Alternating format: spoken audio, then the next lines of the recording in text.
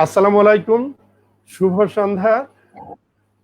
আপনারা যারা দেশে এবং দেশের বাইরের থেকে আমাদেরকে দেখছেন, আজকে Bangladesh society for human resources ম্যানেজমেন্টের আমন্ত্রণে আমাদের 3 জন বিশিষ্ট অতিথি আমাদের মাঝে এসছেন। তাদেরকে আপনারা সবাই চিনেন। আমি Mohammad Mashikur Rahman, president Bangladesh society for human resources management. আপনাদের সবাইকে স্বাগত জানাচ্ছি। এবং আমাদের মাঝে আজকে গেস্ট অফ অনার হিসেবে আছেন, যাকে আপনারা সবাই জানেন যে বাংলাদেশের শিক্ষা ক্ষেত্রে, বিশেষ করে উচ্চশিক্ষা এবং জাতীয় এবং আন্তর্জাতিকভাবে যিনি বিশিষ্ট অবদান রেখে যাচ্ছেন, আমাদের সবার শ্রদ্ধেয় ডক্টর মোহাম্মদ সবুর খান। তাকে আমার মনে হয় পরিচয় করিয়ে দেয়া খুব বেশি প্রয়োজন হয় না, তারপরেও আমি বলছি, উনি চেয়ারম্যান ড্যাফোডিল ইন্টারন্যাশনাল ইউনিভার্সিটি এবং ড্যাফোডিল গ্রুপের মধ্যে আপনারা জানেন যে daffodil computers limited, skill jobs, daffodil college, অনেকগুলি প্রতিষ্ঠান এর মধ্যে আছে। উনি vice president Association of Universities of Asia and Pacific, High Commissioner at World Business Angels Investment Forum। তাছাড়া উনি একজন সফল শিল্প উদ্যোক্তা।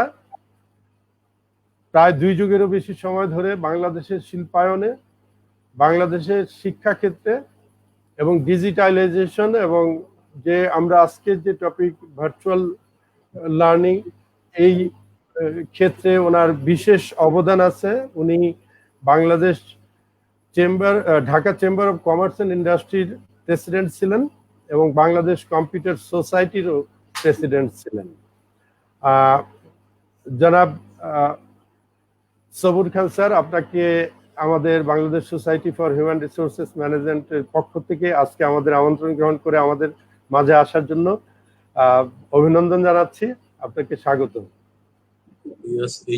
আমি ধন্যবাদ জানাচ্ছি। অনেক ধন্যবাদ।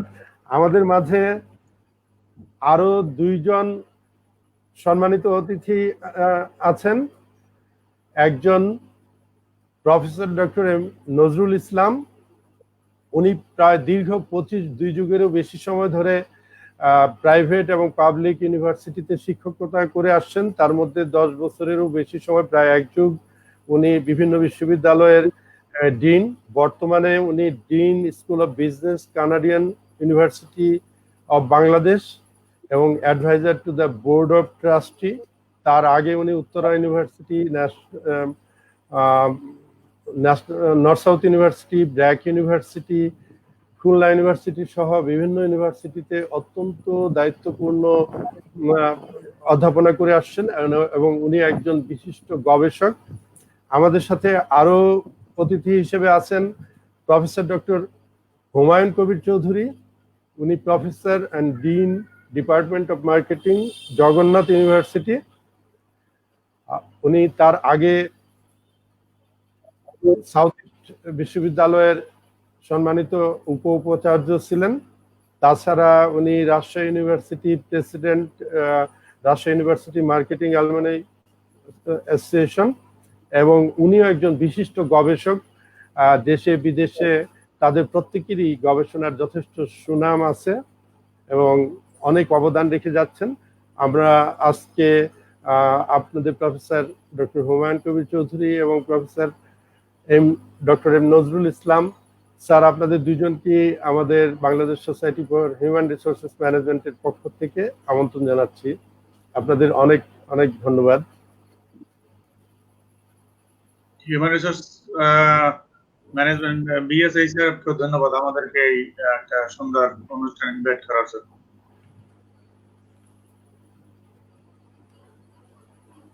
আপনার স্যার, আপনার মাইকটা মিউট আছে। প্রফেসর হুমায়ুন কবির চৌধুরী স্যার, আপনাকে ধন্যবাদ আমাকে সংযুক্ত করার জন্য। একটু সংশোধন করি, আমি ফ্যাকাল্টি অফ বিজনেস এর ডিন না, আমি মার্কেটিং ডিপার্টমেন্টের চেয়ারম্যান। সরি। তো আমার মনে হয় যে আপনি প্রফেসর, ডিন, তার চেয়ে বড় পরিচয়, আপনি একজন বিশিষ্ট শিক্ষাবিদ, বিশিষ্ট গবেষক এবং আমাদের অত্যন্ত শ্রদ্ধাভাজন। সবাই আপনাদের প্রত্যেককে শ্রদ্ধা পোষণ করি। আমাদের সাথে আরেকজন যুক্ত হবেন, উনি ফোন করেছেন, ওনার লিঙ্কটা একটি কাজ করছে না।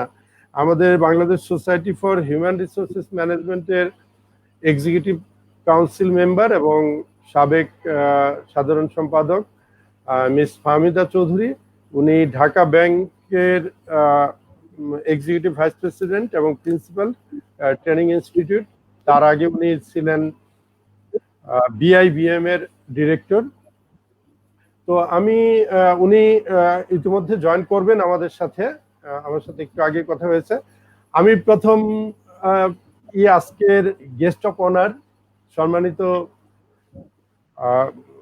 অতিথি জনাব সবুর খান স্যারের কাছে আজকের বিষয়বস্তুটা সম্পর্কে একটু জানতে চাবো। তারপর আমাদের সম্মানিত দুই আলোচক আলোচনা করবেন, তারপরে আপনি আপনার মন্তব্য দিবেন এবং দর্শক শ্রোতা মণ্ডলী এই বিষয়বস্তুর উপর আপনাদের যা জানার আছে, আপনাদের যা মন্তব্য তা করবেন। তা আমাদের সম্মানিত অতিথি, গেস্ট অফ অনার এবং সম্মানিত আলোচকবৃন্দ সবাই অত্যন্ত জ্ঞানী, শিক্ষাবিদ, ওনারা এই বিষয়ে আলোকপাত করবেন। আজকে আমাদের বিষয়বস্তু হচ্ছে industry academia collaboration in higher education and virtual learning. আমরা জানি আমাদের অনেক শিক্ষার্থী বন্ধুরা, বিশেষ করে যুব সমাজ, তারা বিশ্ববিদ্যালয় বা উচ্চশিক্ষা প্রতিষ্ঠান থেকে বের হয়ে অনেক সময় আনএমপ্লয়েড থাকে। তার কারণ হিসেবে এমপ্লয়াররা অনেক সময় বলেন যে তারা বিশ্ববিদ্যালয় থেকে বের হয়ে এসে কর্মজীবনে ইন্ডাস্ট্রির সাথে খুব বেশি পরিচিতি থাকে না, এই একটা বিষয়। আরেকটা হচ্ছে যে ইন্ডাস্ট্রির সাথে একাডেমিয়া ইনস্টিটিউশন বা বিশ্ববিদ্যালয় বা ইনস্টিটিউটগুলার একটা যে সংযোগ, তারা ছাত্রাবস্থায় এই সুযোগটা অনেক ক্ষেত্রে পাচ্ছে না। তার মধ্যে যুক্ত হয়েছে যে করোনা ক্রাইসিস বা কোভিড-19-এর যে ভার্চুয়াল লার্নিং। যদিও এই ভার্চুয়াল লার্নিং দেশের বাইরে, এই দুইটা বিষয়ই, যে ইন্ডাস্ট্রি একাডেমিয়া কোলাবোরেশন এবং ভার্চুয়াল লার্নিং, দুইটাই বহির্বিশ্বে, উন্নত বিশ্বে অনেক আগের থেকেই একটা শিক্ষার একটা অঙ্গ হিসেবেই পরিচিত ছিল। তো এই বিষয়গুলোর উপরে আমরা আজকে জানবো। তার কারণ কোভিড-19 আমাদেরকে আরো বেশি ধাবিত করেছে এই ভার্চুয়াল লার্নিং এবং একাডেমিয়া ইন্ডাস্ট্রি কোলাবোরেশনের উপর। আমি প্রথমেই অনুরোধ করব, আমন্ত্রণ জানাবো ডক্টর সবুর খান স্যার, আপনি যদি একটু অনুগ্রহ করে আলোচনার আলোকপাত করেন। ধন্যবাদ মাশিকুর রহমান খান। আমার মনে হয় যে this is a very right time topics I should say, কারণ আমরা জানি যে COVID-19 giving us lot of lesson every day, every moment, এবং পাশাপাশি যেটা আমরা সবসময়, আপনিও যে কথাগুলো একটু আগেই বলেন, আজকের প্রতিপাদ্য বা আজকের আলোচনার বিষয়টাই হচ্ছে যে আমরা কিভাবে একাডেমিয়া এবং ইন্ডাস্ট্রি দুই পক্ষের যে লিঙ্কেজ প্রোগ্রামটা আমরা কিভাবে আনতে পারি। আমার কাছে যেটা মনে হচ্ছে যে আগে বাংলাদেশে কিন্তু একটা বড় প্রবলেম ছিল যে আমাদের ইন্ডাস্ট্রিয়ালিস্টরা কিন্তু বা ব্যবসায়ীরা বা আমরা যাদেরকে বিজনেস কমিউনিটি বলি, তাদের অনেকের পক্ষেই কিন্তু হয়তো একাডেমিক অ্যাক্টিভিটিজের সম্পর্কিত বা রিলেশনটা ডেভেলপ করা সম্ভব হয়। কিন্তু এইবার আমরা কিন্তু কোভিড-19-এ কিন্তু একটা ব্যাপার খুব ক্লিয়ার, যে আমাদের যারা ইয়াং জেনারেশন, যারা শিক্ষিত হচ্ছে, তারা এই মুহূর্তে পাস করার পর তারা কি জব পাবে, কিভাবে তারা কর্মক্ষেত্রে নিজেদেরকে ফুটিয়ে তুলবে, কোন প্রফেশনে তারা যাবে, এই দিকগুলো যদি এখন এডুকেশনের সাথে ইনভলভ করা না হয়, ইন্ডাস্ট্রি যদি এখন ইনভলভ করতে না পারে, এবং আমি কিন্তু এখানে শুধু একা ইন্ডাস্ট্রিয়ালিস্টদেরকে মানে দোষ দিব না, আমাদের একাডেমিশিয়ানদেরও কিন্তু একটা বড় দায়িত্ব আছে। কারণ একাডেমিশিয়ানদেরও কিন্তু বুঝাইতে হবে। যেমন আমি একটা ছোট্ট উদাহরণ তুলে ধরছি, বাংলাদেশে কোন একটা বড় গ্রুপ অফ কোম্পানি, উনি যখন আমাকে জাস্ট 10 দিন আগে ফোন করে বললো যে ভাই আমি খুব বিপদে আছি, আমার এই কোম্পানি প্যান্ডামিক সিচুয়েশনের ভিতরে আমি রান করতে পারছি না, তখন আমি কিন্তু ওনাকে যখন বললাম যে দেখুন, এত বিউটিফুল সিস্টেম ডেভেলপ করা আছে, আপনি তো সিস্টেমের উপরে চলতে হবে। আপনি এখন আপনার যে কোম্পানিগুলো আছে, আপনি এতদিন পর্যন্ত হাজার হাজার লোকরে আপনি কিন্তু কিন্তু এখন কিন্তু এই প্যান্ডামিক সিচুয়েশনের পরে এখন কিন্তু this is the right time to implement the technology. Without implementation of the technology you cannot sustain. তো দেখেন 10 দিন আগেই উনি ওনার কোম্পানিতে সিস্টেম ইমপ্লিমেন্ট করার পর এখন কিন্তু আজকেই ওনার মেসেজ পেলাম যে ভাই আমার 10 বছরে আমি যা চিন্তা করতে পারি 10 দিনে আমি ততটুকু ডেভেলপ করতে পেরেছি। তার মানে কি? তার মানে হচ্ছে টেকনোলজিক্যাল যে ডেভেলপমেন্ট গুলো হচ্ছে প্রতিনিয়ত, সেই ডেভেলপমেন্ট গুলো যদি আমরা এডুকেশন সিস্টেমের সাথে কোপ আপ করাতে পারি। আপনারা জানেন যে ইতিমধ্যে কিন্তু ট্রল হচ্ছে, আপনি যদি বিভিন্ন সোশ্যাল মিডিয়াতে যান ট্রল হচ্ছে যে গুগলে ক্লাস নিচ্ছে, জুমে ক্লাস নিচ্ছে, তাই না, যেগুলা নিয়ে ছেলেমেয়েরা কিন্তু ট্রল করছে, তারা অনেক কার্টুন বানাচ্ছে। এখন আমাদের শিক্ষকদের কিন্তু এখন ভাবতে হবে, ভাবার সময় আসছে যে আমি গুগলে ক্লাস নিয়ে একটা ছাত্রছাত্রী কখনই সন্তুষ্ট করতে পারবো না। কারণ অনেকেই বলছে যে গুগলে সে অ্যাটেন্ড করে সে কিন্তু তার কাজে সে চলে যাচ্ছে, যখন হঠাৎ করে একটু পরে এসে হঠাৎ বলে হ্যাঁ স্যার আমি কি। তার মানে হচ্ছে যে গুগল মিট বা জুম দিয়ে কিন্তু আপনি হয়তো খুব সাময়িক কিছু সমস্যাকে আপনি সমাধান করতে পারবেন, কিন্তু আলটিমেটলি আপনাকে পার্মানেন্ট সলিউশনের জন্য কিন্তু ভার্চুয়াল লার্নিং সিস্টেমে আপনাকে ইমপ্লিমেন্ট করতে হবে নিজস্ব লার্নিং সলিউশন, যেখানে ক্লাসগুলো থাকবে, ভিডিও থাকবে। আপনি একটা যেমন এখন আমরা যদি বলি আমরা আমাদের বিশ্ববিদ্যালয়ে যেটাকে ইমপ্লিমেন্ট করতে পেরেছি, কোনো একটা ছাত্রছাত্রীকে 48 ঘন্টা হয়তো সময় তাকে দিয়ে দেওয়া হয়। এই 48 ঘন্টা সময়ের ভিতরে সে যে কোনো একটা সময় এসে কিন্তু ক্লাসে অ্যাটেন্ড করতে পারবে, এবং সে যখন ক্লাসে অ্যাটেন্ড করবে তখন ওই টাইমটা থেকে তার কাউন্ট করা হবে তাকে কতটুকু সময় দেওয়া হচ্ছে।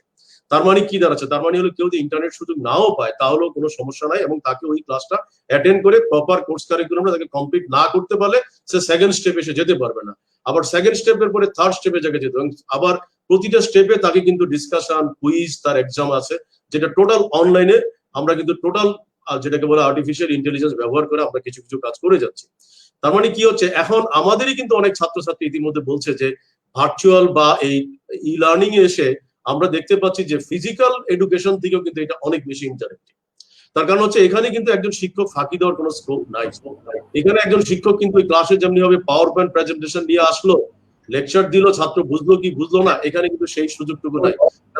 আপনি একটা ক্লাসে ঢোকার সাথে সাথে আপনি আইডেন্টিফাই করতে পারবেন তার ক্লাসে যদি 40 জন ছাত্র থাকে কতজন ছাত্র এই মুহূর্তে পার্টিসিপেট করেছে, কতটা ক্লাসে পার্টিসিপেট করছে, কোন লোকেশন থেকে পার্টিসিপেট করেছে, কতক্ষণ সে ছিল, কি তার ফিডব্যাক ছিল, সে কতটুকু কুইজে পার্টিসিপেট করেছে, আদৌ সে ক্লাসটা বুঝেছে কিনা, এবং টিচারকে সে কি ধরনের সে ফিডব্যাক দিচ্ছে, টিচারকে সে কি রিয়েল ভালো মার্ক করছে না খারাপ মার্ক করছে।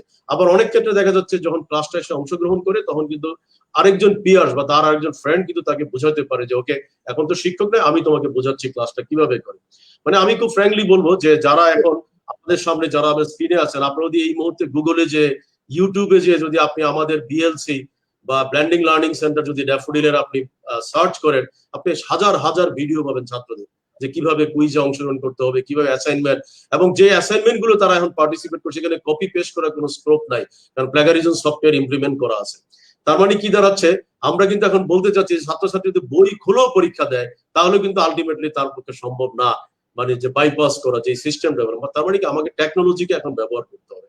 কারণ আমরা আজকে কিন্তু আমরা অনেকেই লক্ষ্য করছি, এমআইটির কথা দেখি, হার্ভার্ডের কথা দেখি, আপনারা লক্ষ্য করে দেখবেন যে প্রত্যেকটা বিশ্ববিদ্যালয় কিন্তু বহু আগে থেকে, আমরা আমাদের বিশ্ববিদ্যালয় কিন্তু আজকে শুরু করি নাই, আমরা 2013 সালে যখন অনবরত হরতাল গুলো হচ্ছিল তখন থেকে কিন্তু আমরা ইনিশিয়েট করি, এবং আমরা তৎকালীন কিন্তু আমাদের ইউনিভার্সিটির একমাত্র রেকর্ড ছিল যে কোনো হরতালে আমরা কিন্তু মিস করি নাই। আমরা তখনই কিন্তু আমরা এই সিস্টেমটা ধীরে ধীরে ডেভেলপ করি। বাট দুর্ভাগ্যবশত আমাদের শিক্ষকদের একটা বড় অংশ কিন্তু এটার প্রতি তাদের একটা ওইভাবে কন্ট্রিবিউশন বা কমিটমেন্ট বা যেটাকে আমরা বলি ডিভোশন ছিল না।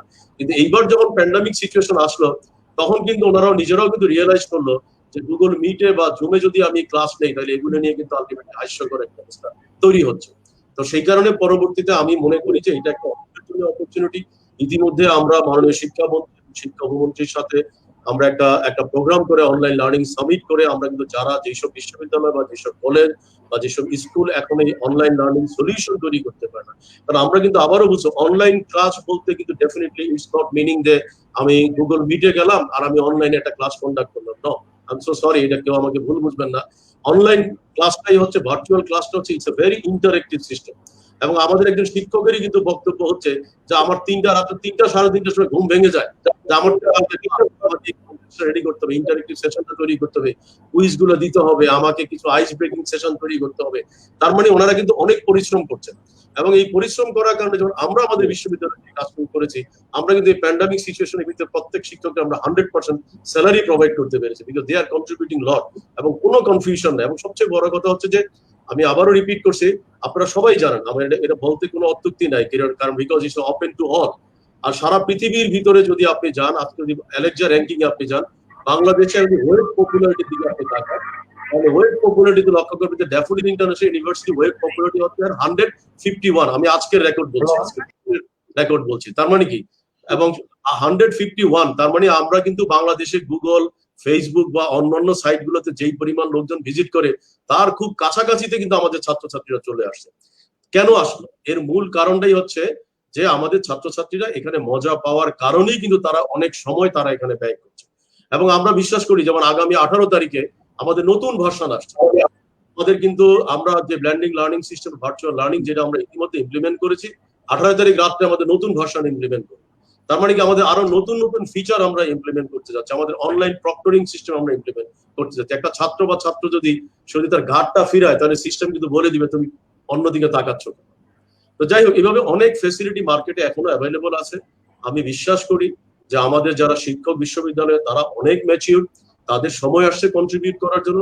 এবং আমার বিশ্বাস যে কোভিড-19 এবং এই একাডেমি ইন্ডাস্ট্রি দুই পক্ষের সমন্বয়ের মাধ্যমে এখন কিন্তু শিক্ষা ক্ষেত্রে অনেক বড় বৈপ্লবিক পরিবর্তন আসতে পারে। কারণ আমি আবারও রিপিট করছি করে, আমি আপনার কাছে আবার দিচ্ছি যে ইন্ডাস্ট্রি এখন কিন্তু সময় আসছে যে ভাই, তোমার বিশ্ববিদ্যালয়ের ছাত্রদেরকে বলো আমার এই প্রজেক্টটা তৈরি করে আমার কোম্পানি বা আমার ইন্ডাস্ট্রি বা আমার মার্কেটিং বা আমার প্রোডাকশন আমি কিভাবে এটাকে অটোমেটেড করতে পারবো। সেটা কিন্তু এখন কিন্তু আমি মনে করি শিক্ষকদের ইনভলভমেন্ট করার সময় আসছে। আগে আমরা কথায় কথায় কিন্তু আমরা মনে করি একটা ফার্মের কাছে চলে যাই, কিন্তু আমি মনে করি যে এখন কিন্তু শিক্ষকদের সময় আসছে। তার কারণে যে শিক্ষকরাও কিন্তু ইতিমধ্যে আমি মনে করি বহু বিশ্ববিদ্যালয়ের শিক্ষকরা কিন্তু রিয়েলাইজ করতে পেরেছে যে আমরা কোন পর্যায়ে আছি। তো যাই হোক, আমি আর কথা বাড়াচ্ছি না, এবং আমি একটু কথা বলি। আমি শিক্ষকদের আবারও রেসপেক্ট জানাচ্ছি, কারণ আমি এই কারণে রেসপেক্টটা জানাচ্ছি, আমাদের শিক্ষকদের ভিতরে একটা ভীতি ছিল, অনেকেই কিন্তু ওই মুহূর্তে তারা কিন্তু খুব একটা কনফিডেন্স পায়নি। বাট আমরা কন্টিনিউয়াসলি বাইরের থেকে বেশ কিছু টিচারকে আমরা নিয়ে আসছি, আমেরিকান কিছু টিচারকে আমরা ইনভলভ করছি। কন্টিনিউয়াস ট্রেনিং আমরা দেওয়ার পর এখন কিন্তু আমাদের যেই সব শিক্ষক, সিনিয়র শিক্ষকরা একটু বিব্রত বোধ করেছিলেন যে টেকনোলজিতে এইভাবে আমরা ইনভলভ হতে পারবো কিনা, তারা কিন্তু really they are doing very well, and I must salute them. So I hope that Mashuk Bhai, as for BHHRM, I think it is the right time that please you also can play a very good role. আপনাদেরও কিন্তু সময় আসছে university গুলোকে আপনারা কিন্তু ইন্ডাস্ট্রির সাথে সমন্বয় করাতে পারেন। আপনারা কিন্তু শুধুমাত্র কোর্স না, আপনারা কিন্তু বলতে পারেন যে এখানে এই কোর্সটা আমরা ডিজাইন করতে চাই। কারণ হুমায়ুন কবির স্যার আছেন মার্কেটিং এর, আপনি এখন লক্ষ্য করে দেখেন আজকে মার্কেটিং কোথায় হচ্ছে। আজকে মার্কেটিং চলে আসছে সোশ্যাল নেটওয়ার্কে। আজকে মার্কেটিং কিন্তু এখন মোবাইলেও কিন্তু কেউ SMS এখন চেক করে না, এভরিথিং ইজ গোয়িং। সো আমাকে আমার মাইন্ডসেটটা কিন্তু কমপ্লিটলি চেঞ্জ হয়ে যাচ্ছে। এখন কিন্তু আমাকে ডাটা অ্যানালাইসিস করতে হবে, কোন ধরনের কাস্টমার আছে, কাদের মাইন্ডসেট কতটুকু, কাদের ক্যাপাসিটি কতটুকু, কোন প্রফেশন অনুযায়ী আমাকে অ্যালোকেট করতে হবে। থ্যাংক ইউ মার্টিন ভাই। আমার মনে হয় যে I must go to the again moderator. অনেক ধন্যবাদ আপনার কাছে, ডেফিনেটলি আসবো। তার কারণ আমি এটা বললে অত্যুক্তি হবে না যে প্রাইভেট ইউনিভার্সিটিতে ডিজিটালাইজেশনের পথিকৃৎ আপনি। তার কারণ বাংলাদেশের যে কম্পিউটারাইজেশন, যখন অনেকে আমরা কম্পিউটার ইউজ করতাম না, তখন কিন্তু আপনি কম্পিউটারকে পপুলারাইজ করার জন্য অনেক চেষ্টা করেছেন। তারপর কম্পিউটার সমিতি, বেসিস, তারপর বিভিন্ন নেতৃত্ব দিয়েছেন এবং বর্তমানে শিক্ষাক্ষেত্রে অনেক নেতৃত্ব দিয়েছেন আপনি। আরো অনেক আমরা জানবো কিভাবে আমরা একাডেমিয়া এবং ইন্ডাস্ট্রি কোলাবোরেশন করে ডিজিটালাইজেশনের মাধ্যমে এবং ভার্চুয়াল এডুকেশনকে আমরা আরো ফলপ্রসূ করতে পারি। আপনাকে অনেক অনেক ধন্যবাদ স্যার। এখন আমি অনুরোধ করব আরেকজন বিশেষজ্ঞ অধ্যাপক ডক্টর নজরুল ইসলাম স্যার, আপনি যদি একটু কাইন্ডলি আমাদের আজকের যে ইন্ডাস্ট্রি একাডেমিয়া কোলাবোরেশনটা আমাদের কেন বেশি দরকার, যে যাতে আমাদের যে, আমি ঠিক বদনাম বলবো না, আমাদের যে গ্যাপটা আছে, আমাদের যুব সমাজ, আমাদের গ্রাজুয়েটসরা বিশ্ববিদ্যালয় থেকে যে ইন্ডাস্ট্রিতে খুব একটা ভালো করতে পারে না, সেখানে একটা বড় গ্যাপ রয়ে গেছে যে একাডেমির সাথে ইন্ডাস্ট্রির গ্যাপটা। এই ক্ষেত্রে বিশেষ করে আপনি যদি কাইন্ডলি একটু বলতেন আমাদের, প্রফেসর ডক্টর নজরুল ইসলাম। ধন্যবাদ। আজকে সুন্দর একটা আলোচনায় আমাকে আমন্ত্রণ জানার জন্য। আজকের যে বিষয়টি আলোচনা এখানে হচ্ছে industry and academia collaboration in higher education and virtual learning. In fact আমরা যদি দেখি যে ইন্ডাস্ট্রি একাডেমিয়া কোলাবোরেশন, এখানে আমাদের সাথে ইন্ডাস্ট্রিয়ালিস্ট আছেন doctor Sabur Khan, at the same time famous educational entrepreneur উনি বটে। So collaboration and academic integration আমরা এই অনুষ্ঠানের মধ্যে আমরা দেখতে পাচ্ছি kind of integration is here. But question যেটা আপনার সেটা হচ্ছে যে কোলাবোরেশন করে কিভাবে মানে আমরা বেটার এডুকেশন দিতে পারি, কিভাবে আমাদের ইন্ডাস্ট্রি এই একাডেমিয়া থেকে বেনিফিট হতে পারে। ইউজুয়ালি আমরা কি দেখি, আপনি জানেন যে অস্ট্রেলিয়াতে আমরা দেখেছি যে তারা এমপ্লয়াবিলিটি বাড়ানোর জন্য অস্ট্রেলিয়াতে তারা তাদের কারিকুলামের মধ্যে এই যে ইন্ডাস্ট্রি এক্সপোজার অর্থাৎ ইন্ডাস্ট্রির সাথে অ্যাটাচ করে তাদের প্রোগ্রাম ডেভেলপ করছে। এর অর্থ হচ্ছে যে শুধুমাত্র থিওরিটিক্যাল এডুকেশন দিয়ে একটা বিশ্ববিদ্যালয় থেকে যদি গ্রাজুয়েট তৈরি করা হয়, সেই গ্রাজুয়েট কর্পোরেট সে তো আলটিমেটলি তো কর্পোরেটে এসে যাবে, সেখানে হয়তো সে সেটা গিয়া অ্যাপ্রোপ্রিয়েটলি সে তার মানে থিওরি অ্যাপ্লাই করতে পারবে না। সেই জন্য কাইন্ড অফ ইন্টিগ্রেশন অ্যান্ড একটা আমি বলবো যে একটা লিঙ্ক দরকার, যে কারণে একজন ছাত্রের পক্ষে তো এই লিঙ্কটা ক্রিয়েট করা সম্ভব না। এটা একমাত্র কারিকুলামের মধ্যে যদি বিল্ট ইন থাকে যে হ্যাঁ তোমাকে এই theoretical course at the same time you shall have to go to the practical work in the form of internship or maybe in the form of practical work। যদি এই গ্রাজুয়েট স্টুডেন্টকে যদি allow করা হয় তাহলে ডেফিনেটলি স্টুডেন্ট যে থিওরিটা বিশ্ববিদ্যালয়ে পড়েছে সেইটার একটা অ্যাপ্লিকেশন সে শিখতে পারবে এবং জানতে পারবে। সুতরাং collaboration is a must.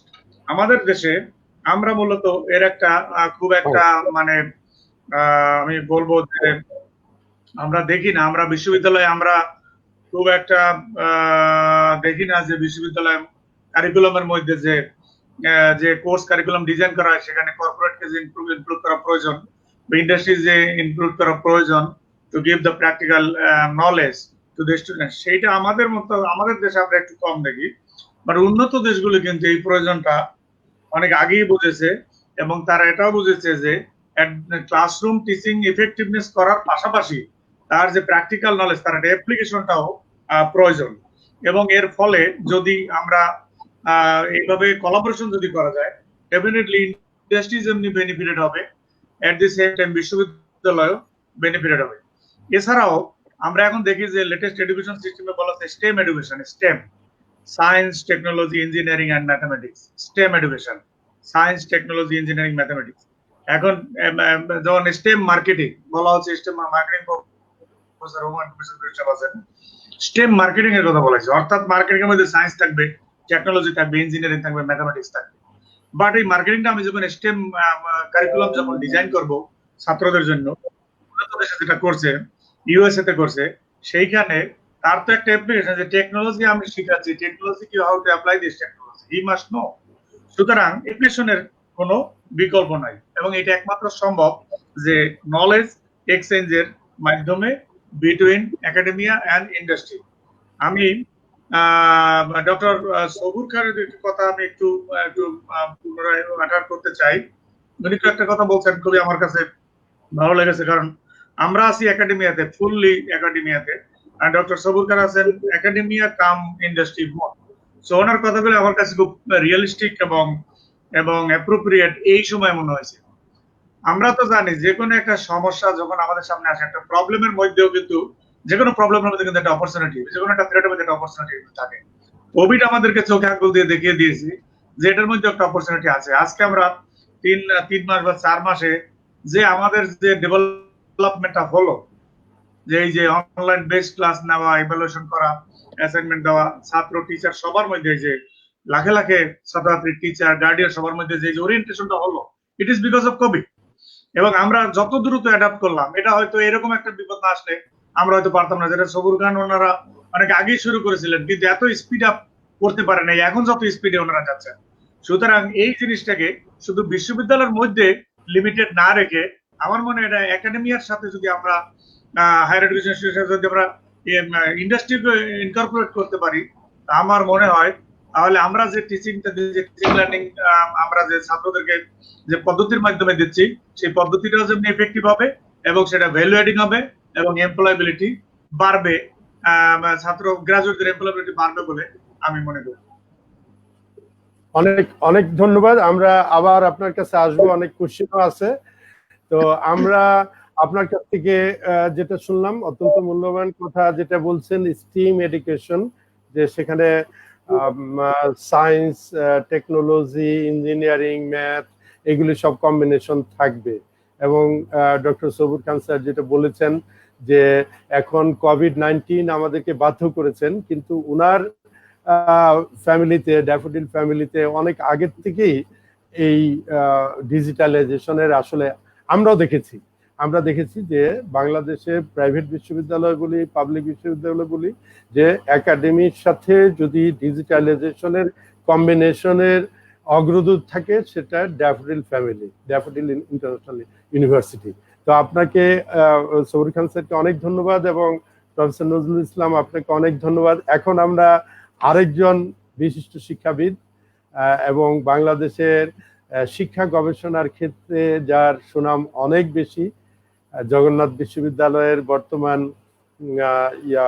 Marketing ডিপার্টমেন্টের চেয়ারম্যান এবং সাউথ ইস্ট ইউনিভার্সিটির সাবেক pro vice chancellor professor doctor Humayun Kabir Chowdhury sir, আপনার কাছ থেকে শুনতে চাবো এই দুইটা বিষয়ের উপরে, যে বিশেষ করে ভার্চুয়াল এডুকেশন এবং আমাদের ইন্ডাস্ট্রি একাডেমিয়ার যে সংযোগটা, এটা কেন দরকার এবং বর্তমান অবস্থায় আমরা কিভাবে এটাকে আরো বেশি ফলপ্রসূ হিসাবে আমাদের এস্টাবলিশ করতে পারি, যাতে কিনা আমাদের গ্রাজুয়েটসরা ফ্রাস্ট্রেশনে না ভুগে, ছাত্র অবস্থার থেকেই যাতে তাদের মাইন্ডসেট ঠিক হয় এবং তাদের যাতে আত্মবিশ্বাস জন্মে যে আমরা পাশ করার পর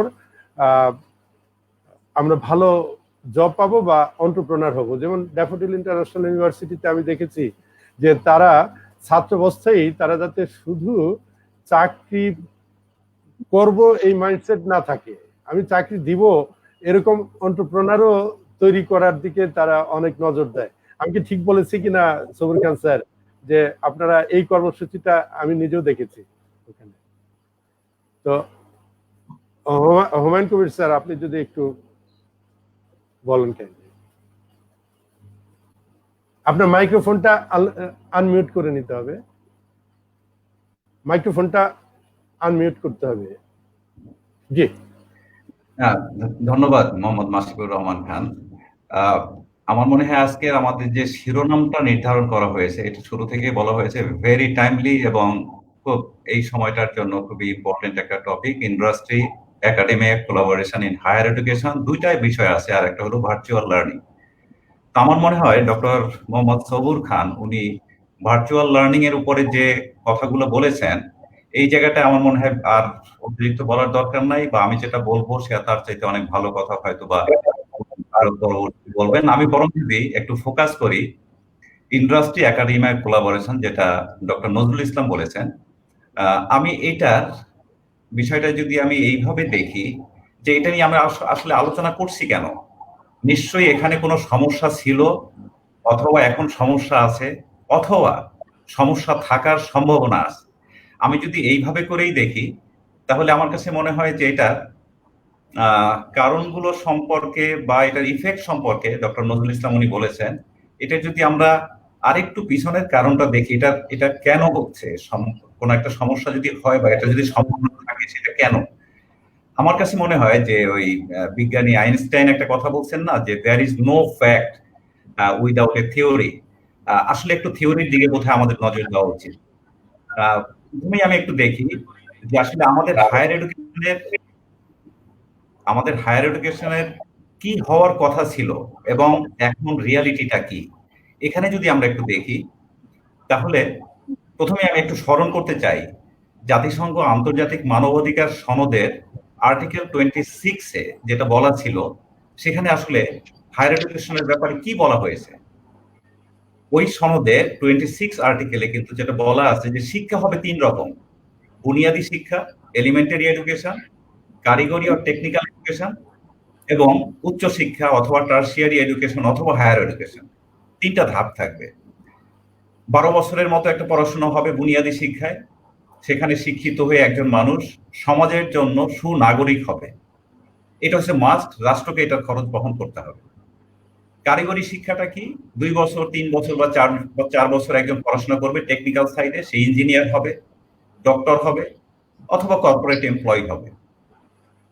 আর উচ্চশিক্ষা আসলে কি হওয়ার কথা? সেখানে হওয়ার কথা সাধনা, সাধনার মাধ্যমে কোনো কিছু একটা ক্রিয়েট করবে, এবং সেই ক্রিয়েশনটা ধরে নেওয়া হয় যে ইন্ডাস্ট্রি তার ডেভেলপমেন্টের জন্য ইউজ করবে, রাষ্ট্র ব্যবহার করবে।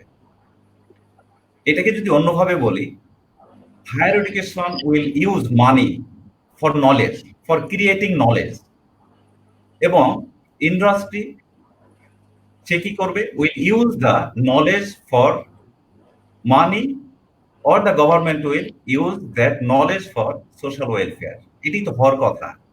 কিন্তু বাংলাদেশের যে 150টার মতো প্রাইভেট এবং পাবলিক ইউনিভার্সিটি আছে, এদের কথাটাই যদি আমরা বিবেচনা করি, তাহলে আমার খুব দুঃখের সাথে বলতে হয় রিয়ালিটিটা, আমাদের ডক্টর সবুর খান উনি বলছেন যে আমাদের শিক্ষকদের কিছু দায়িত্ব নিতে হবে। বিষয়টা একদম পুরোপুরি রেসপেক্টের সাথে যদি আমি নিয়ে তারপরে দুঃখজনকভাবে বলি, আমাদের বিশ্ববিদ্যালয়গুলোর আসলে মৌলিক গবেষণা বলতে প্রায় নাই। আমার কষ্ট হচ্ছে বলতে, ইনক্লুডিং মাইসেলফ, প্রায় নাই। এবং যতটুকু আছে সেটার সাথে কিন্তু আসলে ইন্ডাস্ট্রির সম্পর্কটা সেই অর্থে একেবারেই নাই। মানে ওই কানেকশনের জায়গাটা কিন্তু জেরো। এটা কিন্তু রিয়ালিটি, এটা কিন্তু আমাদের আসলে মাথায় রাখতে হবে। এটা কষ্ট হলেও আমাদের এটা বিশ্বাস করতে হবে। তাহলে প্রকৃতপক্ষে এখন আসলে আমরা ইউনিভার্সিটির যা হওয়ার কথা, অ্যাকচুয়ালি আমরা আসলে কি করছি? আমি যদি এক কথায় বলি, আমরা বিশ্ববিদ্যালয় মানে টার্সিয়ারি এডুকেশন বা হায়ার এডুকেশনে যেটা করছি সেটা হলো ইনফ্যাক্ট ওই যে আর্টিকেল 26 যেটা বলা হয়েছিল, টেকনিক্যাল এডুকেশনের কাজটাই আসলে আমরা এখন হায়ার এডুকেশনে করছি। That is reality. আমরা কিন্তু টেকনিক্যাল এডুকেশনের যেটা হওয়ার কথা সেটাই আমরা করছি। মানে আমরা আসলে যেটা করছি সেটা হলো ইন্ডাস্ট্রির জন্য কিছু প্রোডাক্ট তৈরি করি, স্টুডেন্টদেরকে শিখাই, তাদেরকে ফিনিশ প্রোডাক্ট তৈরি করে তারপর ইন্ডাস্ট্রিতে আমরা ছেড়ে দেই। রিয়ালিটি কিন্তু আসলে এটাই। এখন তাহলে এটা এটা ফার্স্ট ওয়ার্ল্ড কান্ট্রিগুলো কি করছে, মানে উন্নত বিশ্বর দেশগুলো, তারা কিন্তু খুব স্মার্টলি ইউনিভার্সিটিকে কিন্তু 3টা ভাগ করে ফেলছে। একটাকে তারা বলছে রিসার্চ ইউনিভার্সিটি, তারা শুধুমাত্র রিসার্চের কাজ করে। একটা আছে টিচিং ইউনিভার্সিটি, অনলি টিচিং। আরেকটা কিন্তু রিসার্চ অ্যান্ড টিচিং বোথ, 3টাই কিন্তু ক্যাটেগরি আছে আপনারা যদি দেখেন ফার্স্ট ওয়ার্ল্ড কান্ট্রিগুলোতে। এখন প্রকৃতপক্ষে আমাদের দেশের যে ইউনিভার্সিটিগুলো, এই যে 150টা ইউনিভার্সিটি আছে পাবলিক এবং প্রাইভেট মিলিয়ে, আমরা আসলে কি করছি? আমরা আসলে কিন্তু যে ক্যাটেগরিতে বিলং করি, প্রতিটা ইউনিভার্সিটি টিচিং অ্যান্ড রিসার্চ দুইটাই কিন্তু আমরা করি। এটা যদি না করি, যদি কিছু পাবলিকেশন না হয়, কিছু যদি রিসার্চ না হয়, তাহলে তো আমি প্রমোশন পাবো না। সুতরাং আমরা এটা করি, কিন্তু আনফরচুনেটলি সেটার কিন্তু প্র্যাকটিক্যাল ইউজ এই জায়গাটা কোথায়, সেটা কোথায় $1,000,000 কোশ্চেন। সেটা আসলে কেন আমরা করি বা সেটার ইউজটা কি? এখন আমাদের ধরে নিলাম যে আমরা টেকনিক্যাল এডুকেশনের কাজটাই করি এবং আমরা শুধুমাত্র টিচিং দেই, এই জায়গাটায় যদি আমি কনফাইন করি আমার আলোচনাটা, তাহলে কি? তাহলে আমাদের সঠিকভাবে আমরা শিক্ষাটা তাহলে দিতে পারছি না। এটাও কিন্তু আমাদেরকে একটু, আমি নেগেটিভ মনে হচ্ছে আমার কথাগুলো, কিন্তু আমার মনে হয় যে এই রিয়ালিটি গুলো আমাদের মাথায় নিয়ে আলোচনাগুলো করতে হবে। যদি আমরা সঠিক শিক্ষা দিতে পারতাম, তাহলে উচ্চ শিক্ষিত যে বেকারটা আছে বাংলাদেশে সেটা থাকতো না। অথবা আমি ধরে নিতে পারি 55টা দেশ থেকে বাংলাদেশে এসে যে কাজ করে এমপ্লয়িরা, শুধুমাত্র ইন্ডিয়া থেকে যে 5 লক্ষর মতো এমপ্লয়ি বাংলাদেশে কাজ করে কর্পোরেশন গুলোতে, সেটা করতো না, আমরাই সাপ্লাই দিতে পারতাম। অথবা আমি ধরে নিতে পারি যে রিয়ালিটি যেটা, একজন বিদেশি অনেকটা সমপর্যায়ের কোয়ালিফিকেশন নিয়ে বাংলাদেশ থেকে যে এমপ্লয়িটা কর্পোরেশনে যায়, তার চাইতে একজন বিদেশি, একজন ইন্ডিয়ান 5 গুণ বেতন বেশি পায়। তাহলে আমার ধরে নিতে হবে আমাদের শিক্ষা ব্যবস্থার কোনো একটা জায়গায় কোনো একটা গ্যাপ নিশ্চয়ই আছে। এটা যদি আমরা ধরে নেই, তাহলে এখন বিষয়টা কেন? এর মনে হয় মেইন কারণটাই হলো আমাদের কিন্তু আসলে ব্যাকে যেতে হবে, কারণটা খুঁজতে হবে। এর মেইন কারণটা বোধহয় আমরা কি আসলে জানি বাংলাদেশে কতজন বিবিএ অথবা এমবিএ আমাদের ইন্ডাস্ট্রির জন্য এটা রিকোয়ারমেন্ট আছে আমরা বোধহয় জানি না। কতজন ইঞ্জিনিয়ার লাগবে এটা কি আমরা ইন্ডাস্ট্রিতে জানি? আমরা জানি না। আমরা কি জানি কতজন মনোবিজ্ঞানী লাগবে, কতজন সমাজবিজ্ঞানী লাগবে, অথবা কতজন পদার্থবিজ্ঞানী লাগবে? এটা কি আমরা জানি? আমার মনে হয় এই ধরনের অ্যাকুরেট কোনো অ্যাসেসমেন্ট বাংলাদেশে নাই। এই বিষয়গুলোকে ধরে নিয়েই যদি আমি বলি, তাহলে একটা জিনিস কিন্তু একদম স্পষ্ট, সেটা হলো ইন্ডাস্ট্রির মতো চলছে, এডুকেশন সিস্টেমের মতো চলছে। এখানে দুইটা জায়গা আলাদাভাবে চলছে, প্যারালালি, দুইটার মধ্যে কোনো সংযোগ নাই। কিন্তু মনে রাখতে হবে, চতুর্থ শিল্প বিপ্লবের মধ্যে আমরা আসছি। এই সময় যদি এই কোলাবোরেশনটা না হয় এবং এডুকেশনটা যদি যুগোপযোগী না হয়, তাহলে কিন্তু আমাদের এডুকেশন সিস্টেমটা এটা কিন্তু ফেল করবেই, বেকারত্ব থাকবেই, এবং আমাদের কর্পোরেশনগুলোকে বোধহয় ফরেন এমপ্লয়ীদের উপর ডিপেন্ড করতে হবে, যতই আমাদের বেকার থাকুক না কেন। এই জন্য আমার কাছে মনে হয় এই মুহূর্তে industry and educational institute, academia, এটার মধ্যে কোলাবোরেশনটা এটা সময়ের দাবি। It is a must. যত দ্রুত সম্ভব এটা শুরু করা উচিত। পরবর্তীতে যদি আবার কিছু বলতে হয় সেটা আমি বলবো। ধন্যবাদ। অনেক অনেক ধন্যবাদ স্যার। আপনি অনেকগুলি মৌলিক বিষয় আপনি নিয়ে এসছেন, এবং বিশ্ববিদ্যালয় যে বা মৌলিক শিক্ষা, আমাদের মূল শিক্ষা ব্যবস্থার মধ্যেই অনেক প্রবলেম আছে। তারপর আপনি বলেছেন যে আসলে রাষ্ট্র বা জাতি হিসেবে আমরা জানি না যে আমাদের এই যে 17 মিলিয়ন অ্যারাউন্ড, প্রায় 117 কোটি মানুষ, এই 170 মিলিয়ন পিপল, এই জনগণের মধ্যে আমাদের কতজন কৃষিবিদ, কতজন শিক্ষাবিদ, কতজন প্রকৌশলী, কতজন আমাদের টেকনিক্যাল এডুকেশন, কতজন ডক্টর দরকার, কতজন উচ্চ গবেষক দরকার, আমরা এই সমস্ত কোনো ধারণা নাই। অথচ বিরাট রিসোর্স রয়ে গেছে, আমাদের জনসম্পদ রয়ে গেছে, জনসংখ্যা রয়ে গেছে, যাদেরকে আমরা জনসম্পদে রূপান্তর করতে পারছি না। যার জন্য আপনি যেটা বললেন যে পার্শ্ববর্তী দেশ সহ বিভিন্ন দেশ থেকে এসে আমাদের অনেক কষ্টার্জিত বৈদেশিক মুদ্রা, যারা আমাদের এক্সপাট্রিয়েট অনেক কষ্ট করে বিদেশ থেকে উপার্জন করে আনে 17 বিলিয়ন ডলারের মতো, তার মধ্যে 6 to 7 বিলিয়ন ডলার অল্প কিছু লোক এসে আমাদের নিয়ে যায়।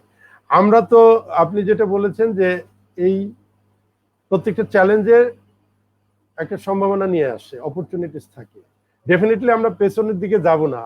আমরা আপনাদের আজকে 4 জন আপনারা আলোচক আছেন, এর মাঝখান থেকে আমরা একটা দিক নির্দেশনা নিয়ে আসব, যেটা আমাদের শ্রদ্ধেয় সবুর খান সাহেব আছেন, উনি নীতি নির্ধারণী পর্যায়ে বিভিন্নভাবে এই শিক্ষা ব্যবস্থাটাকে অনেক আধুনিকায়ন করার জন্য, অনেক বাস্তবসম্মত করার জন্য অনেক অবদান রেখে আসছেন।